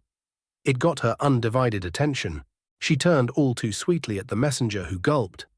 Dobby had a new appreciation for all that Advene Turau stuff that his master had to deal with. The elf gulped when Ms. Bones took a step towards him. Dobby had the nagging feeling that working for Harry Potter, sir, could turn out to be more dangerous than his time with the Malfoys. Take, for example, his current position. He was held down by two of House Bones' elves who were called in by Susan to assist her after she read the note, and Dobby refused to cooperate. She grinned at the poor little thing, who gulped. Chapter 3. Chapter 3, New Beginning. 3rd June 1993, Hogwarts. Now that all the excitement after the attacked students were turned back to normal by the healer was over, it was business as usual in Hogwarts. Life for Harry had its ups and downs. No data and exams. Hooray! However, there was the one outstanding problem, or to be more precise, a dungeon bat, that was giving him trouble. Harry had one last class of double potions, and then he won't have to deal with Snape until the start of the next year. Potter had to deal with one more issue too. His plan to expose the basilisk mess to the DMLE had hit a snag. Apparently teenage girls could not resist a good mystery, so now, Susan Bones, with the help of her two henchmen, the house elves Blinky and Sport, were hunting through Hogwarts for information about his identity. Dobby had fallen victim to the evil devices of the red-haired Fury. Whatever Susan did to him, he refused to go near the girl unless Harry gave him permission to tell her everything. The poor thing was more scared by the second-year Hufflepuff than from his previous owners, the Malfoys. How did that happen? Harry had no idea and was in no hurry to find out. In few years he might find the prospect of being interrogated by cute girl interesting, but now he was only 12 for Merlin's sake. All of his hormones were still at the stage they were telling him that girls were icky. The poor bastard had no idea what fate had waiting for him. But that is a story for another time. Harry was in Hogwarts' premier torture room, also known as Snape's Potions Lab. He was sitting next to Hermione and was watching the Slytherins on the other side of the classroom like a hawk. Harry had cast a minor shield charm and few other useful spells over their cauldron, which prevented random junior Dead Eaters from throwing stuff into the noxious brew that was simmering on a quiet fire. Today's assignment was to brew a muscle relaxant, which was excellent for use after heavy workout like Quidditch game, and was of minor help after Cruciatus exposure.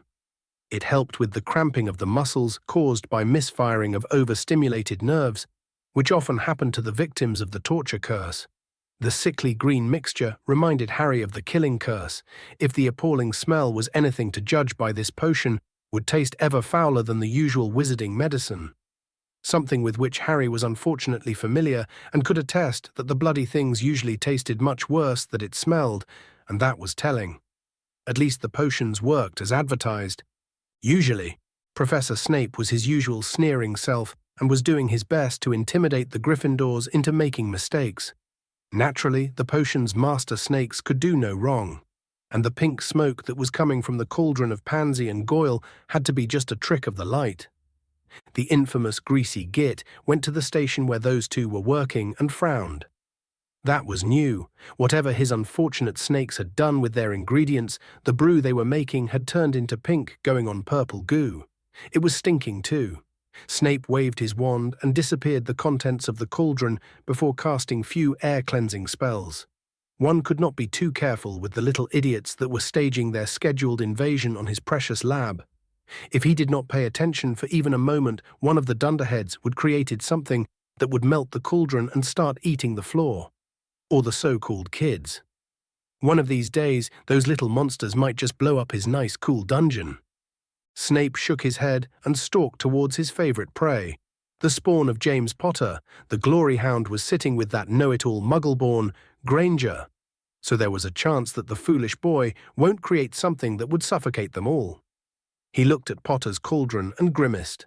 The damned potion looked perfect. Pure luck, no doubt. He frowned. There was a minor shield charm over the cauldron, so Granger was showing off again. He glared at the witch and stalked away. The professor continued his hunt and went to check up on victim number 2, the Longbottom squib. This was the greatest menace amongst the second years. Cauldrons melted just by being in his general vicinity. Neville proved to be faithful to tradition. With a loud crack, his cauldron split in two, unable to contain the dirty green crystal which was a merrily stewing brew until few seconds ago. Snape's right eye started twitching. At least there was no explosion. Yet. Longbottom, get out of my lab, now!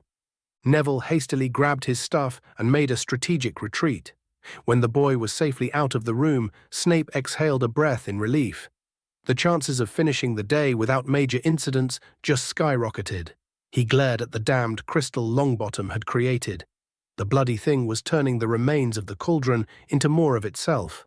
Snape idly wondered if he could sell that thing and recuperate the losses inflicted by Longbottom in the form of destroyed equipment, but he decided not to. Anything created by that boy in a cauldron was a bad mojo. It took Snape 10 attempts before he was able to vanish the last traces of the green crystal. 40 minutes later, the professor dismissed the class and hid in his office. Snape needed a glass of fire whiskey to celebrate. He had survived another year of Potter and Longbottom. He hoped that by the end of the summer, his frayed nerves will calm down. 4 June 1993. Room of Requirements, Hogwarts. Harry was walking back and forth along a corridor on the 7th floor of the castle. On his third pass, a plain wooden door appeared on the left wall. He grinned and opened it. Inside, a huge circular room was waiting for him. Harry closed the door, sealed it with a locking charm, and used a silencing spell on it. He was glad that Tom's memories of this place seemed to be accurate. Now, when he had recovered from the battle with the basilisk and its consequences, Harry was eager to test the skills he had inherited by the future Dark Lord. He closed his eyes and concentrated. Potter sensed a subtle strand of magic brushing over his mind. He felt a prickling sensation, just like a bit of static electricity, passing over the exposed parts of his skin. Harry opened his eyes and smiled. A role-training dummies was standing near the wall he was facing. One of the mannequins shuddered and took a step forward. It was sparkling thanks to a wave of magic which was rising around it from the floor. In seconds, the dummy was transformed in exact replica of a man clad in the black garbs of a Death Eater. White, skull-like mask covered the face of the construct. It headed towards Harry with a sure gait. The replica of a terrorist retrieved a wand from a hidden holster. Harry grinned. "That will do." Potter drew his own wand in a smooth move and whipped his arm in a slashing motion while whispering an incantation. A thin scythe of purple energy emanated from the tip of the wooden stick and flew at the practice dummy. The Death Eater replica raised a Protego shield. The defensive measure proved inadequate against the ribbon-cutting curse. It flashed for a split second as it tried to absorb and deflect the incoming attack. Then the shield collapsed, and the curse struck the animated mannequin. It was cut neatly in two, from left shoulder to right thigh.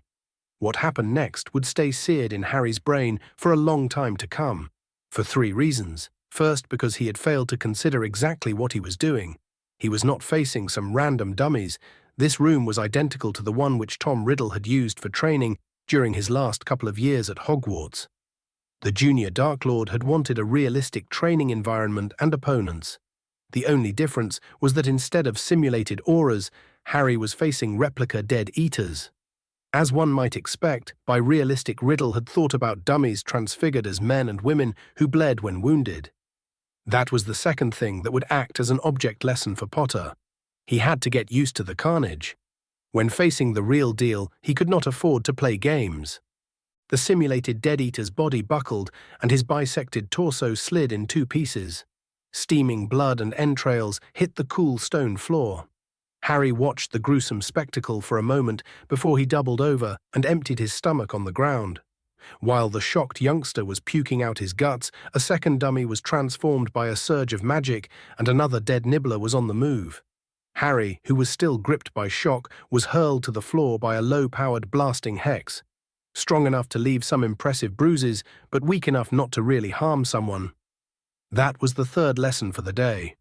Always pay attention to your surroundings. Still prone on the ground, Harry rolled away, barely avoiding another curse which hit the stone floor with a dull clang. He jumped to his feet and twisted his body in time to avoid the next attack. "Merlin's hairy balls," Potter cursed. He had made yet another mistake. He had lost grip of his wand when the first surprise attack hit him, and the weapon was laying meters away. Harry ducked under a cutting curse. He stretched his right arm in the direction of his weapon. "Accio Harry Potter's wand," he shouted. To his surprise, the wooden stick shot from its resting place and headed to his open arm. Good news, he could cast wandlessly. The bad one, he fucked up again and focused all his attention on the task of retrieving his wand. A cutting curse slashed his cheek, opening a shallow, thin cut in the skin, which started seeping blood. 2 more cursed were heading his way, and Harry knew that he'll be unable to dodge both of them. He darted right and avoided the brunt of another cutter, which only slashed his left sleeve. A blasting curse hit his left shoulder and threw him on his back. Thanks to his Quidditch-honed sight and reflexes, Harry saw the wand heading in his direction, and his right hand darted in an effort to catch it. However, this time he was paying attention to his opponent. Harry pointed his left arm at the animated dummy in the universal stop motion. Protego. A transparent shield formed between Potter and the simulated dead muncher. The defensive wall of energy shook madly when a blasting hex splashed over its surface. Then the shield shattered when yet another attack connected with it, but not before stopping the assault. The Protego did its job. Harry had his wand in hand and went on the attack. In 4 seconds, he shot as many attacks: piercing charm, cutting curse, another piercing, and finally a powerful blasting curse. The target dodged the first spell and blocked the next 2 with a shield of his own. The last curse blasted a hole through the weakened defense and struck the replica where the breastbone should be. The torso of the simulated enemy caved in, and the dummy was thrown at nearby wall with enough force to shatter bones. "Halt," Harry hissed before another mannequin could be animated. He dropped on his knees, panting, while Potter had the raw knowledge neither his mind or body were ready for real combat. Those dummies had the skills similar to 5th-year students and not only used vastly underpowered spells, but lacked creativity. Yet they were more than formidable opponents for Harry as he was right now. On the brighter note, now Harry knew that if needed, he could relatively easy breach a shield made by the average fifth-year student. Not too shabby for someone with 12 years old body. Speaking about body, he was bloody weak and slow. Only thanks to the Quidditch practice, he was able to dodge some of the attacks. He stood up muttering vile curses. Harry knew what was the solution of that problem: training, training, and more training. Hours later, when he was done for the day, Harry felt like one big bruise.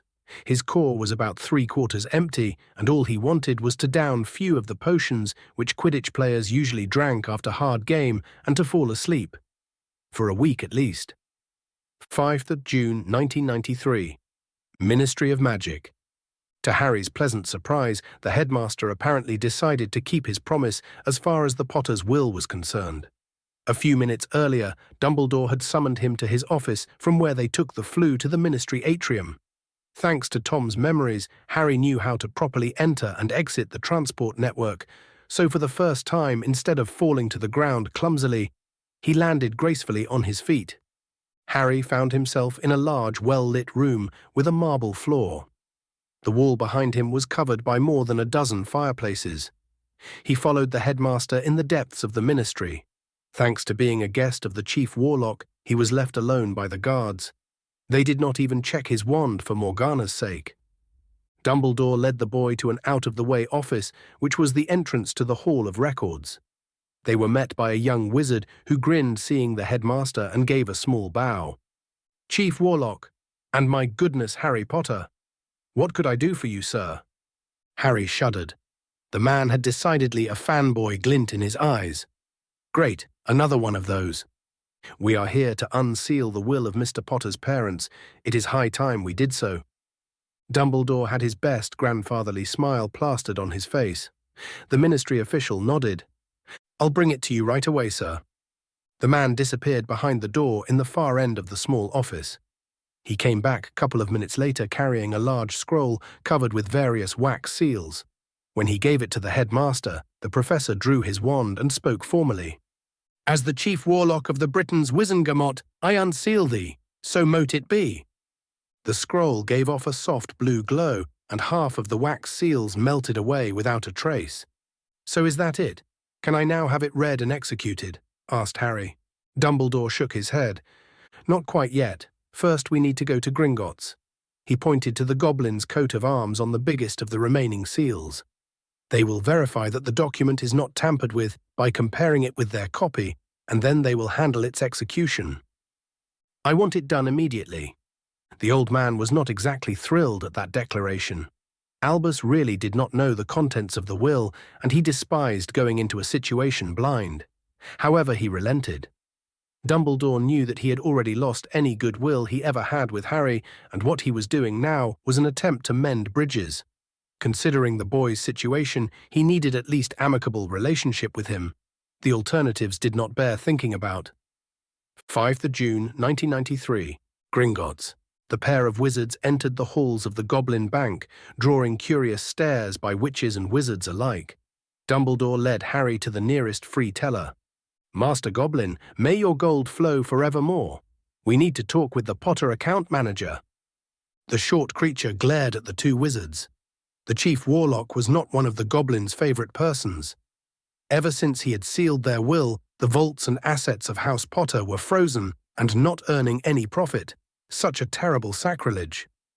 The Goblin looked searchingly at Harry's forehead. When he saw the infamous scar, he grinned viciously. "Account Manager Cutthroat will be here soon. Now move away, I have work to do." He dismissed the wizards rudely. "Charming fellow," Harry muttered. Dumbledore gave him a small smile. "Yes, the goblins are different. Most of them have no reason to like wizards. The majority of the magical people treat them as dirt. That is not helping relations.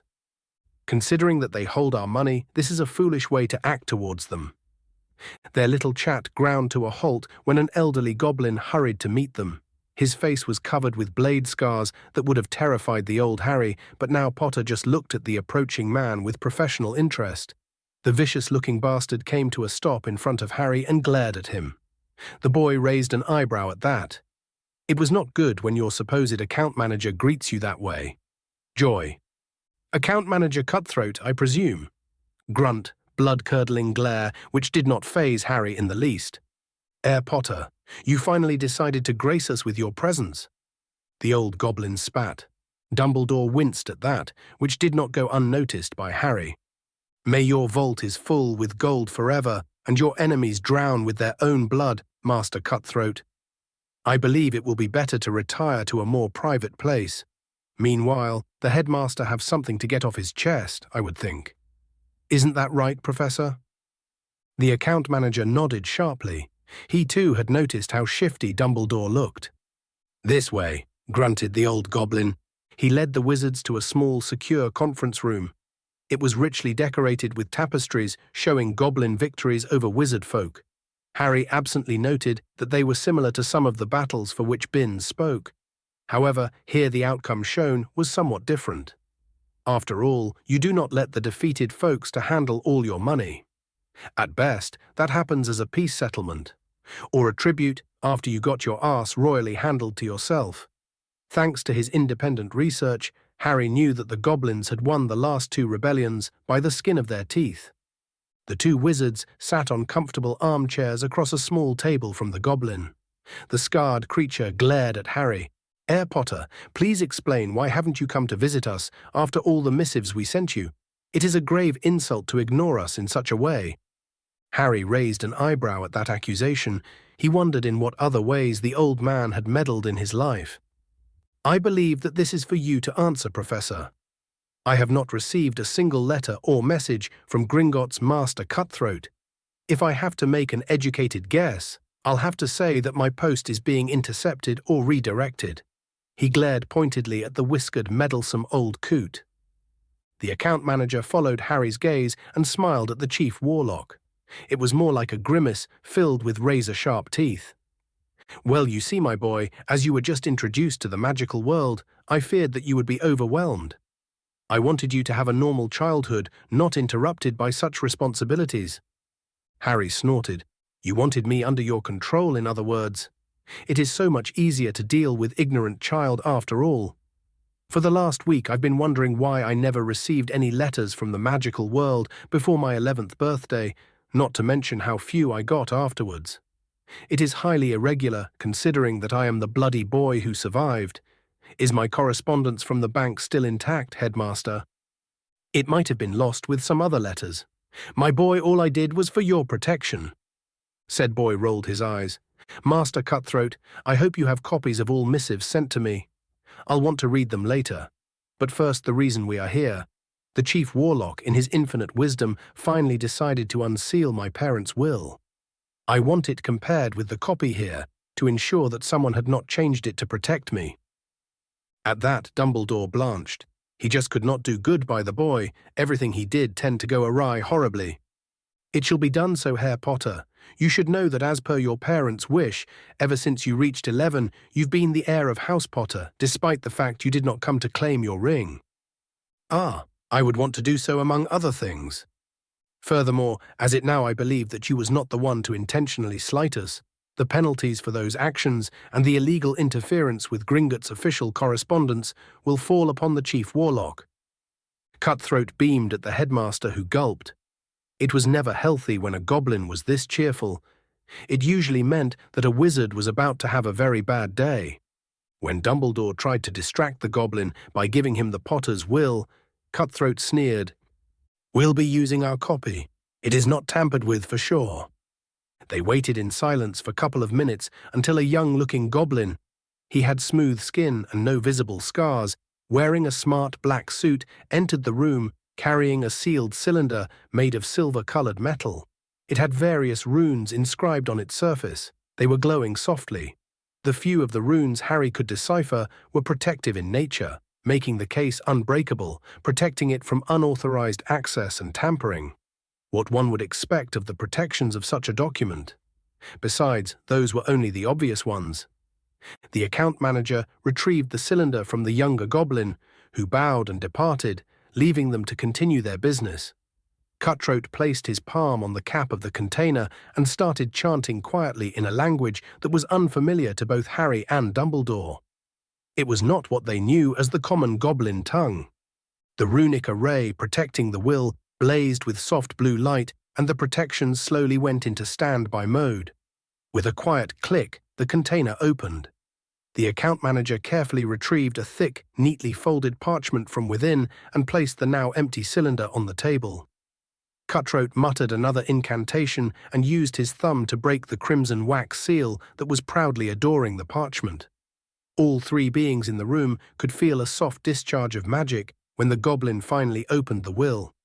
The account manager gave the document to Harry, who wasted no time scanning the relevant parts. When you stripped the necessary legal jargon, it was a surprisingly clearly written document, which left no place for doubting what his parents wanted done.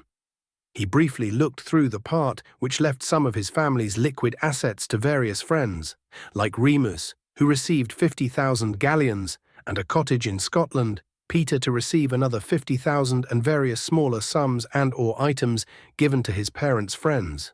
As expected, the bulk of the Potter estate was about to come to him, though he won't be able to access most of it until he became of age in few years.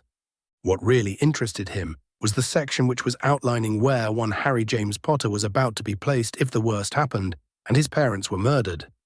That list contained some interesting surprises. Number 1, Sirius Orion Black, his godfather. That came as a shock to the young wizard. He did not know that he had a godfather.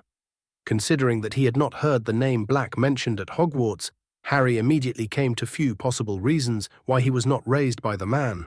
Thanks to Riddle's memories, he now knew that the Blacks were a dark family with a lot of their members as potential recruits. However, the name of his godfather did not ring any bells, and what is more important, it not led to any flashbacks. Perhaps once he'd seen a picture of the man, but I digress.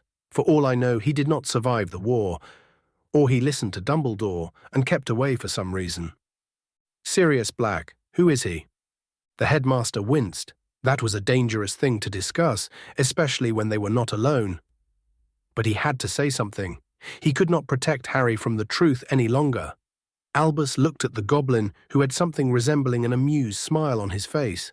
It was hard to tell thanks to all those sharp teeth. The account manager would be more than eager to revel in the tale how Black had betrayed Lily and James. He was once a friend of your parents. When they went into hiding, he became their secret keeper. However, that proved to be a mistake. He betrayed your family and led Voldemort to Godric's Hollow. Later, he murdered another friend of your parents and 13 muggles before being apprehended and sent to Azkaban. Harry listened at the explanation with a raised eyebrow. If that story was true, he'd love to have a long personal chat with the man. However, in the will, Black was mentioned as his godfather. That position in the wizarding world usually came with a set of magical vows, which if taken by Sirius. Then, while the man would have been able to carry on with the murder of the muggles and that other friend, Peter, he would have been unable to betray Harry to Riddle. Potter glanced at the will. Peter was to receive the same sum as Sirius. That told him that the will was made before they went into hiding and decided on this whole secret keeper stuff. Was the friend who Sirius Black killed off a certain Peter Pettigrew? Dumbledore lowered his gaze and nodded. Despite all the nasty memories that Harry now had thanks to that maniac Riddle, the headmaster wanted to spare him the details of that nasty business. When practical, I would want to meet Black and ask why that bastard betrayed my parents. On the other hand, was he really the secret keeper? Is this another one of those everyone knows things? Just as the way I was supposedly raised? Harry frowned. He knew that a lot of Death Eaters like Malfoy slipped away from receiving justice, claiming Imperio defense. Sirius, as the scion of the Black family, should have been able to get away by that logic. Or if he wasn't the secret keeper, he might have been railroaded thanks to lavish donations from certain people. Harry rubbed his temples. There was too much he didn't know about not only the current political situation, but what it was when the war officially ended more than a decade ago.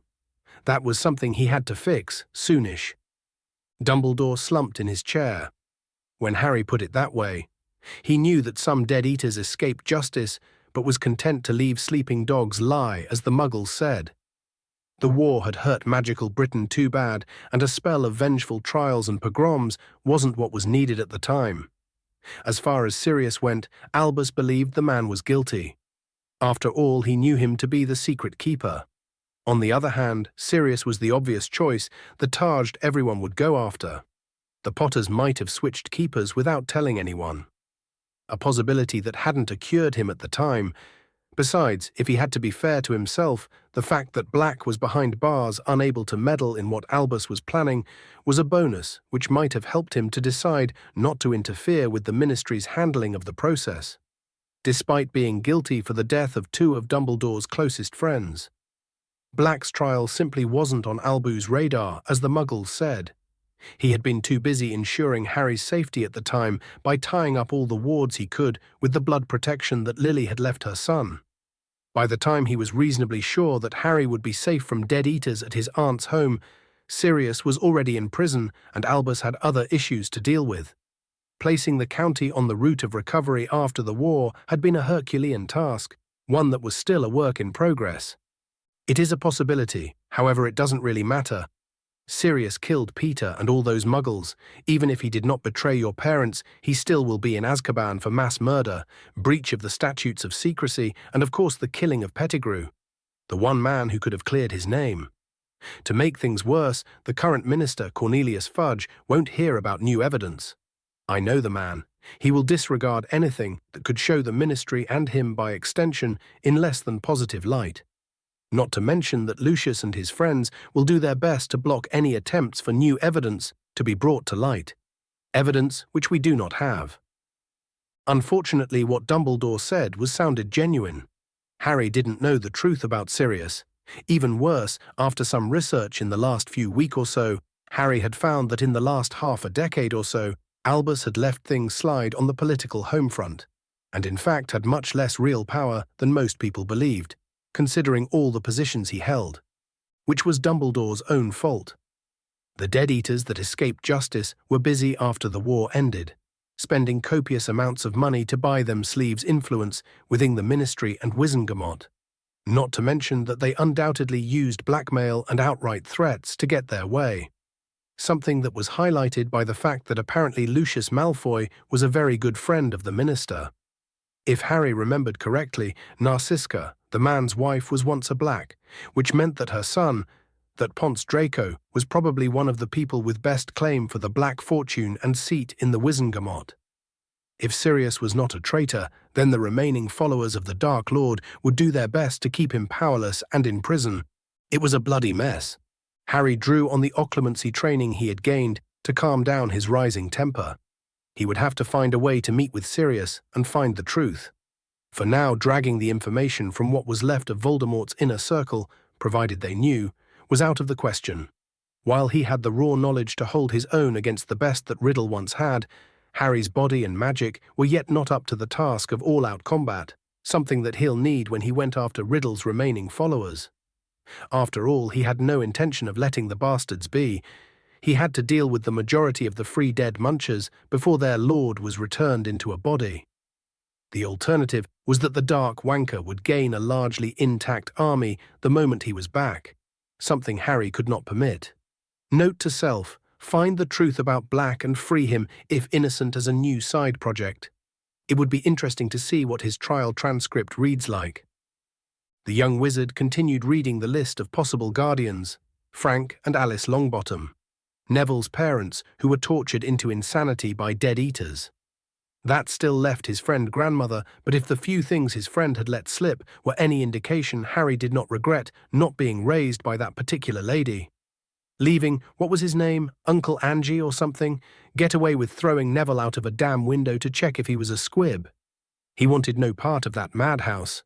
Numbers 3, 4, and 5 were very interesting. Amelia Bones. Well, that is unexpected, but with so many pros and cons that it makes my head spin. What better protection than having the director of DMLE as your guardian? Besides, she'd be able to help him find the truth about Black and possibly finding a way to send what remained of Voldy's followers in jail. On the other hand, with her looking over his shoulder, Harry would have to be very careful if he decided to dispose of the bastards in less than a legal way. Decisions. Oh yeah, with the help of Madame Bones, he should be safely out of under Dumbledore's thumb. That was great plus. Next on the list was Professor Filtwick. The half-goblin was not only a great teacher, but Harry really liked him. Not to mention that he was a world-class dueling master, besides being one of the best charms masters in the country. Being raised by him would have been brilliant. And number 5, Minerva McGonagall. He was unable to make up his mind right away as far as she was concerned. While she had ignored his and his friends' concerns first and second year, which was not exactly endearing her to him, his head of house was carrying too many hats at once. Teacher, deputy head mistress, and if he did not miss his mark, she had to deal with most of the paperwork necessary for the running of the school, not to mention dealing with the Gryffindors, the twins, and their antics in particular. She was incredible at transfiguration, no doubt there. In skill, she could give a run for their money to both Dumbledore and Voldemort. What she lacked in order to truly hold her own against of the likes of those two was raw power. In the end, he knew that he would have been much better being raised by her instead by those bastards the Dursleys. The 6th item on the list made him smile in relief. A small part of him had always wondered if his parents were willing to leave him in the hell that his home was. What he read in the will dispelled that notion. It was plainly written for all to see that under no circumstances he was to be sent to leave with his mother's sister, who loathed magic. Account Manager Cutthroat, "I'll want this will executed as soon as possible," said Harry. He looked at the headmaster coolly. "Professor, the will clearly shows who my parents wanted me to be placed with if the worst happened. I would like to be placed for the summer with a person on this list.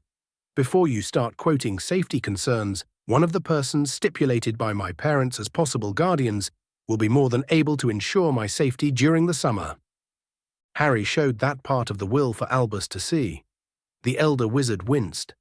Amelia Bones. He had Morgana's own time in persuading the formidable witch that her search for more information about Harry was dangerous about his safety before he started attending Hogwarts, and that afterwards, if the boy wanted to speak with her, he could contact her or her niece. None of that happened, of course, considering that until recently, Harry had no idea that the director of DMLE was a close friend to his parents. The fact that Harry had not given the light of day to Susan Bones, Amelia's niece, thanks to his ignorance, sure helped. But now that particular chicken was about to come home to roost. Dumbledore was well aware that he was on a very shaky ground with the boy who was even now watching his reactions.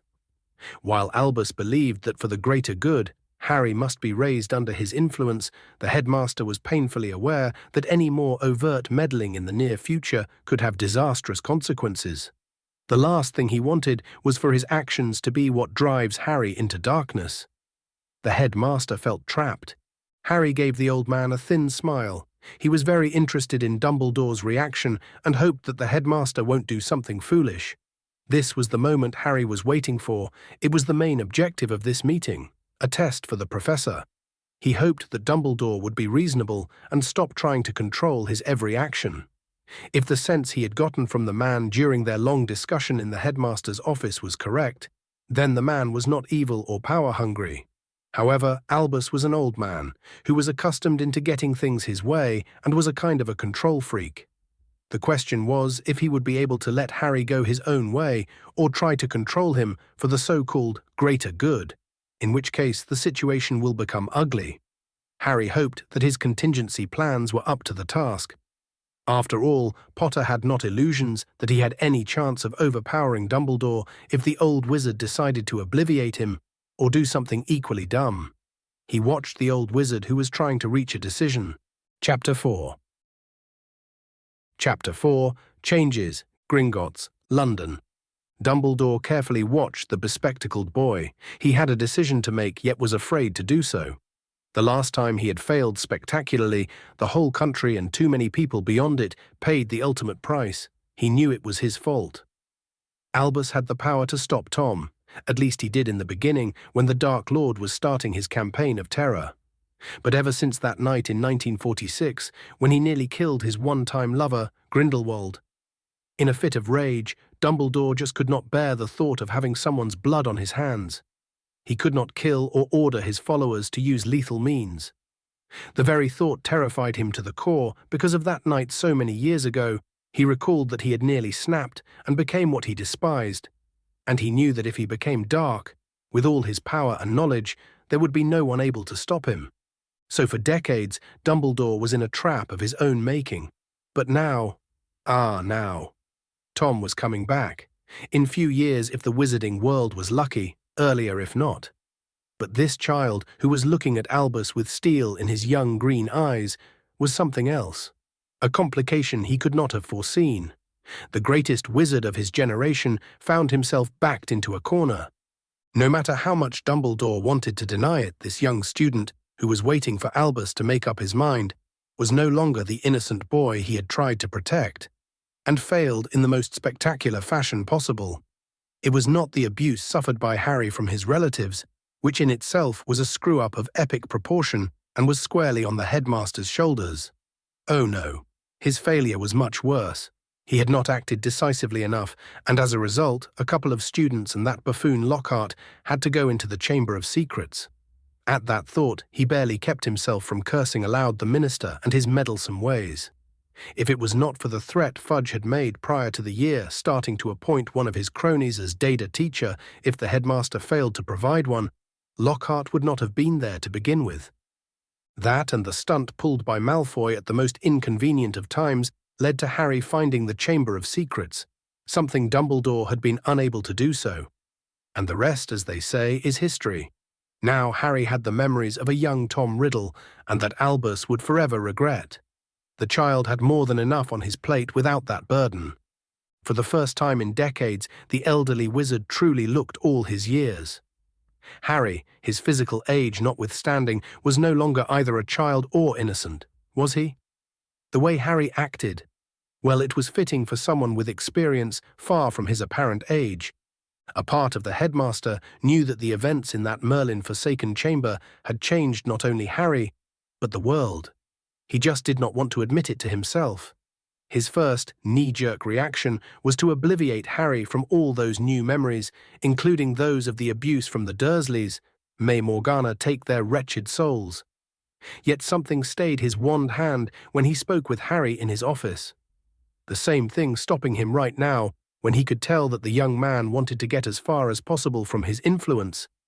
Something which, if she was willing to take Harry as a ward, Madame Bones would be able to ensure. It all came back to three facts. The prophecy. With this new twist, Albus was no longer sure if love was the power the Dark Lord knows not. The new memories Harry got could qualify, but in that case only love may be able to steer him away from the way which Tom ultimately choose. Second was that Albus started thinking about his actions in the past few decades, and he did not like what he saw. He had made many terrible mistakes where the Potters were concerned. Third was that if he obliviated Harry and the boy ever remembered, that single action would ensure that the Potter would take a darker path, even if it is only to protect himself from further assaults of that kind. On the other hand, young Harry becoming a ward of Madame Bones could have its benefits. With Amelia being the director of the DMLE, she would undoubtedly do her best to instill a healthy respect of the law in the boy. That would show an immediate benefit if the right laws promoting rehabilitation of the Death Eaters were placed into effect. Yes, such an outcome could be the best given the circumstances. It would certainly make the period of healing after Harry defeats Voldemort go much more smoothly. After all, everyone deserved a second chance, or at least most people. The Dursleys not so much. He just needed to train the boy right and keep him in the light. With Harry familiar with Tom's past that could be expedited, Dumbledore had little idea what consequences his decisions would have in the fullness of time. If he did, perhaps the headmaster would have acted radically different on that day. Harry was examining the headmaster warily. He was taut, alert, like a snake ready to attack at the slightest provocation. He had the start of a devastating spell chain on his lips, and his hands were ready to snap up and cast wandlessly. That was his minuscule advantage over Dumbledore. Riddle was terrible at wandless magic until he had found the time to practice with it after his rise to power started. Harry had trained only one thing in the Room of Requirements after his first spar against the animated dummies. It was a desperate, last-ditch option which he would not have considered if it was not Dumbledore himself who was the threat. Odds were that the chain of dark spells would drain him almost to the point of death, but if he executed it correctly and fast enough, Harry had a chance to incapacitate the headmaster. That was the boy's trump card in case Dumbledore decided that his new memories were too dangerous to keep, or that he simply could not allow the boy who lived to slip from his grasp. So Harry waited to spring an attack that could very well be his last, no matter what happened to the old man. To his surprise, the headmaster slumped back in his chair, and for once looked his age. "You are correct, my boy, I messed up quite a bit," Albus said with a sad smile on his face. "Perhaps you are right. I've caused you enough harm despite my best intentions. Let's see what Madam Bones thinks about this," the headmaster said, and pointed at the will. "That would be for the best," muttered Harry, who was still ready for combat. What happened next brought Harry immense relief, as the goblins took Dumbledore to the nearest flue from where he called Madam Bones, small villa near the suburbs of Birmingham, United Kingdom. Ever since the end of the war, it was rare for the director of the DMLE to be called out to see a crime scene.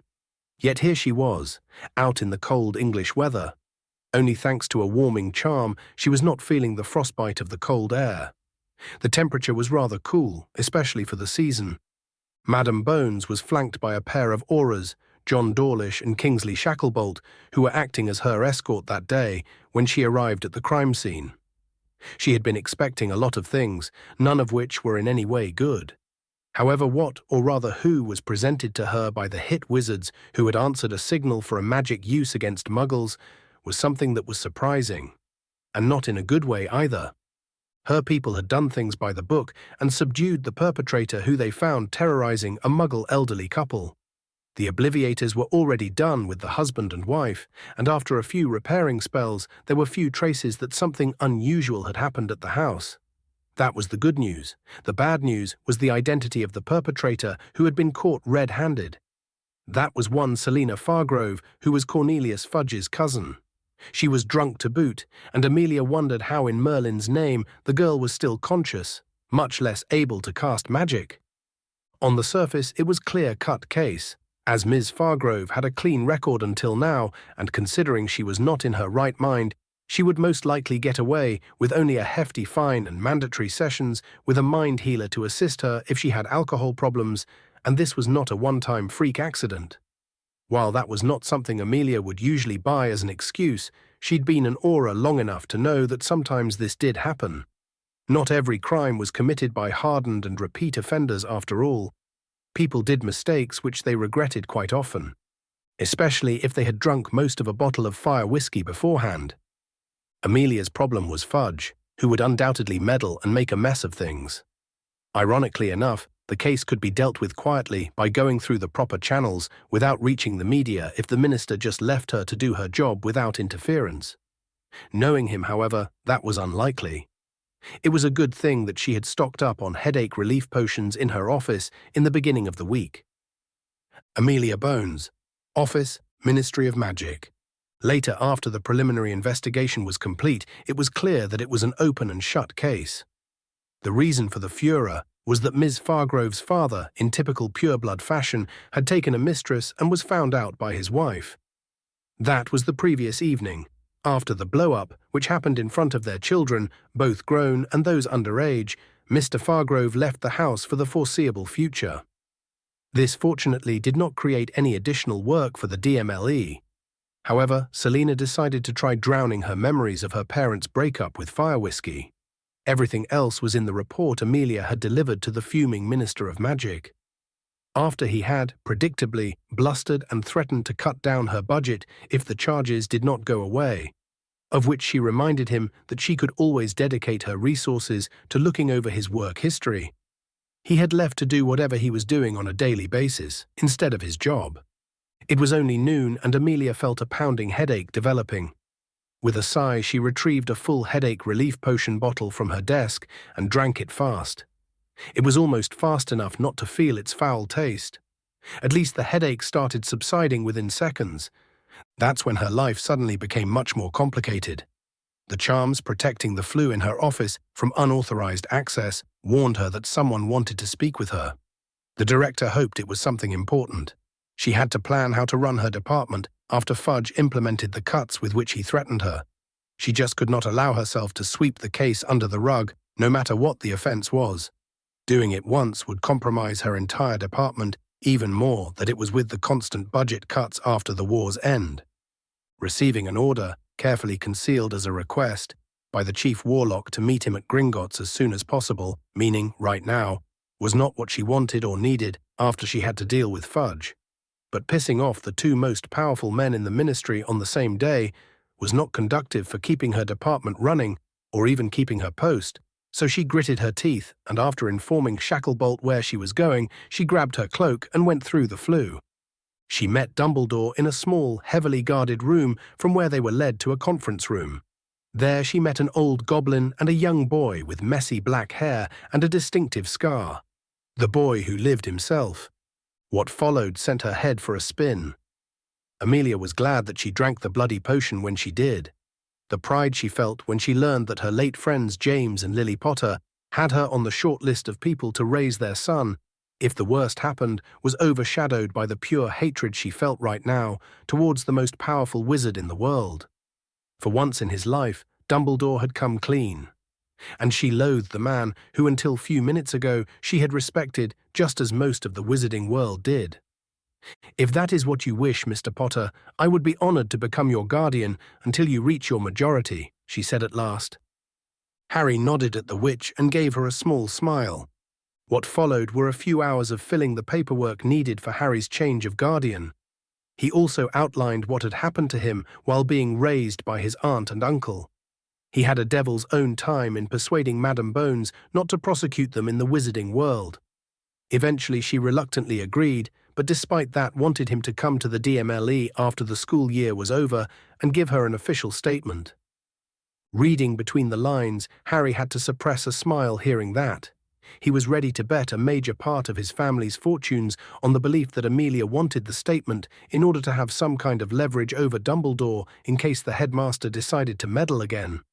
After all, Albus had been parroting for years that Harry was safe and sound where he had him hidden. Revealing that for the lie it was would seriously hurt the chief warlock's credibility. However, as things stood, that was not a desirable outcome. Not when Dumbledore was finally showing himself as a possible ally. Despite all that, Harry had no intention of letting the old man get away with all his scheming without a slap on the wrist.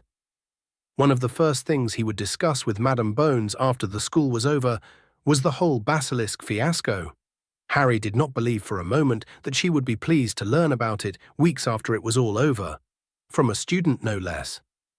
While they were dealing with the paperwork, Harry and his new guardian exchanged only a few words consisting mainly of small talk. Neither of them was keen of discussing something important in front of the headmaster and the goblins. A wizard could trust the short cutthroats with money issues, within reason. Anything else was simply asking for trouble unless you were one of the very few magicals to be ever granted a status of goblin friend. Needless to say, such people were extremely rare. The last such individual had died more than 300 years ago. When finished, all three magical humans barely held their tempers in check. The exercise of changing guardians turned out to be a long and tedious venture. Harry was staring at the completed paperwork. The stack of parchment was higher than him, and that was when the goblins were actually cooperating. He shuddered to think what would happen if the little monsters were indifferent, or Merlin protect them all, actively dragging their feet and sending all possible red tape the wizard's way. Even Dumbledore had lost his well-known eye twinkle and was giving dirty looks to the goblins. "That's finally done," groaned the old man. He was too old to deal with the bloody goblins. "Harry, I need to return to my office. Please give my best to Susan. I'll meet you two in a few days at King's Cross Station." "That I will, Madame Bones. It was great to meet you." Harry and Dumbledore flew to the headmaster's office, and to the boy's surprise, the old man did not try to manipulate him further or to pry for information about Riddle. Albus just bid him a good evening and sent him to get some rest before dinner. Instead, Harry made his way to the room of requirements where he got a bit of training, venting his frustration after dealing with the goblins for hours, followed by a quick shower. Afterward, he had to deflect multiple questions about where he was the whole afternoon. He told his friends and various other people who had decided to make his life their business most of the truth, that he had to deal with few issues concerning the Potter accounts. He did not mention anything about his new guardian. First, it was not their business, with the notable exception of Hermione, and possibly Neville, or even Ron. Besides, the first one who he should tell was Susan. It would be a bad form to do otherwise. He wondered what their relationship was right now. Acquaintances, possibly friends. Or should he consider her a sister of sorts? Neither his time with the Dursleys or the memories of Riddle had prepared him how to deal with a normal family.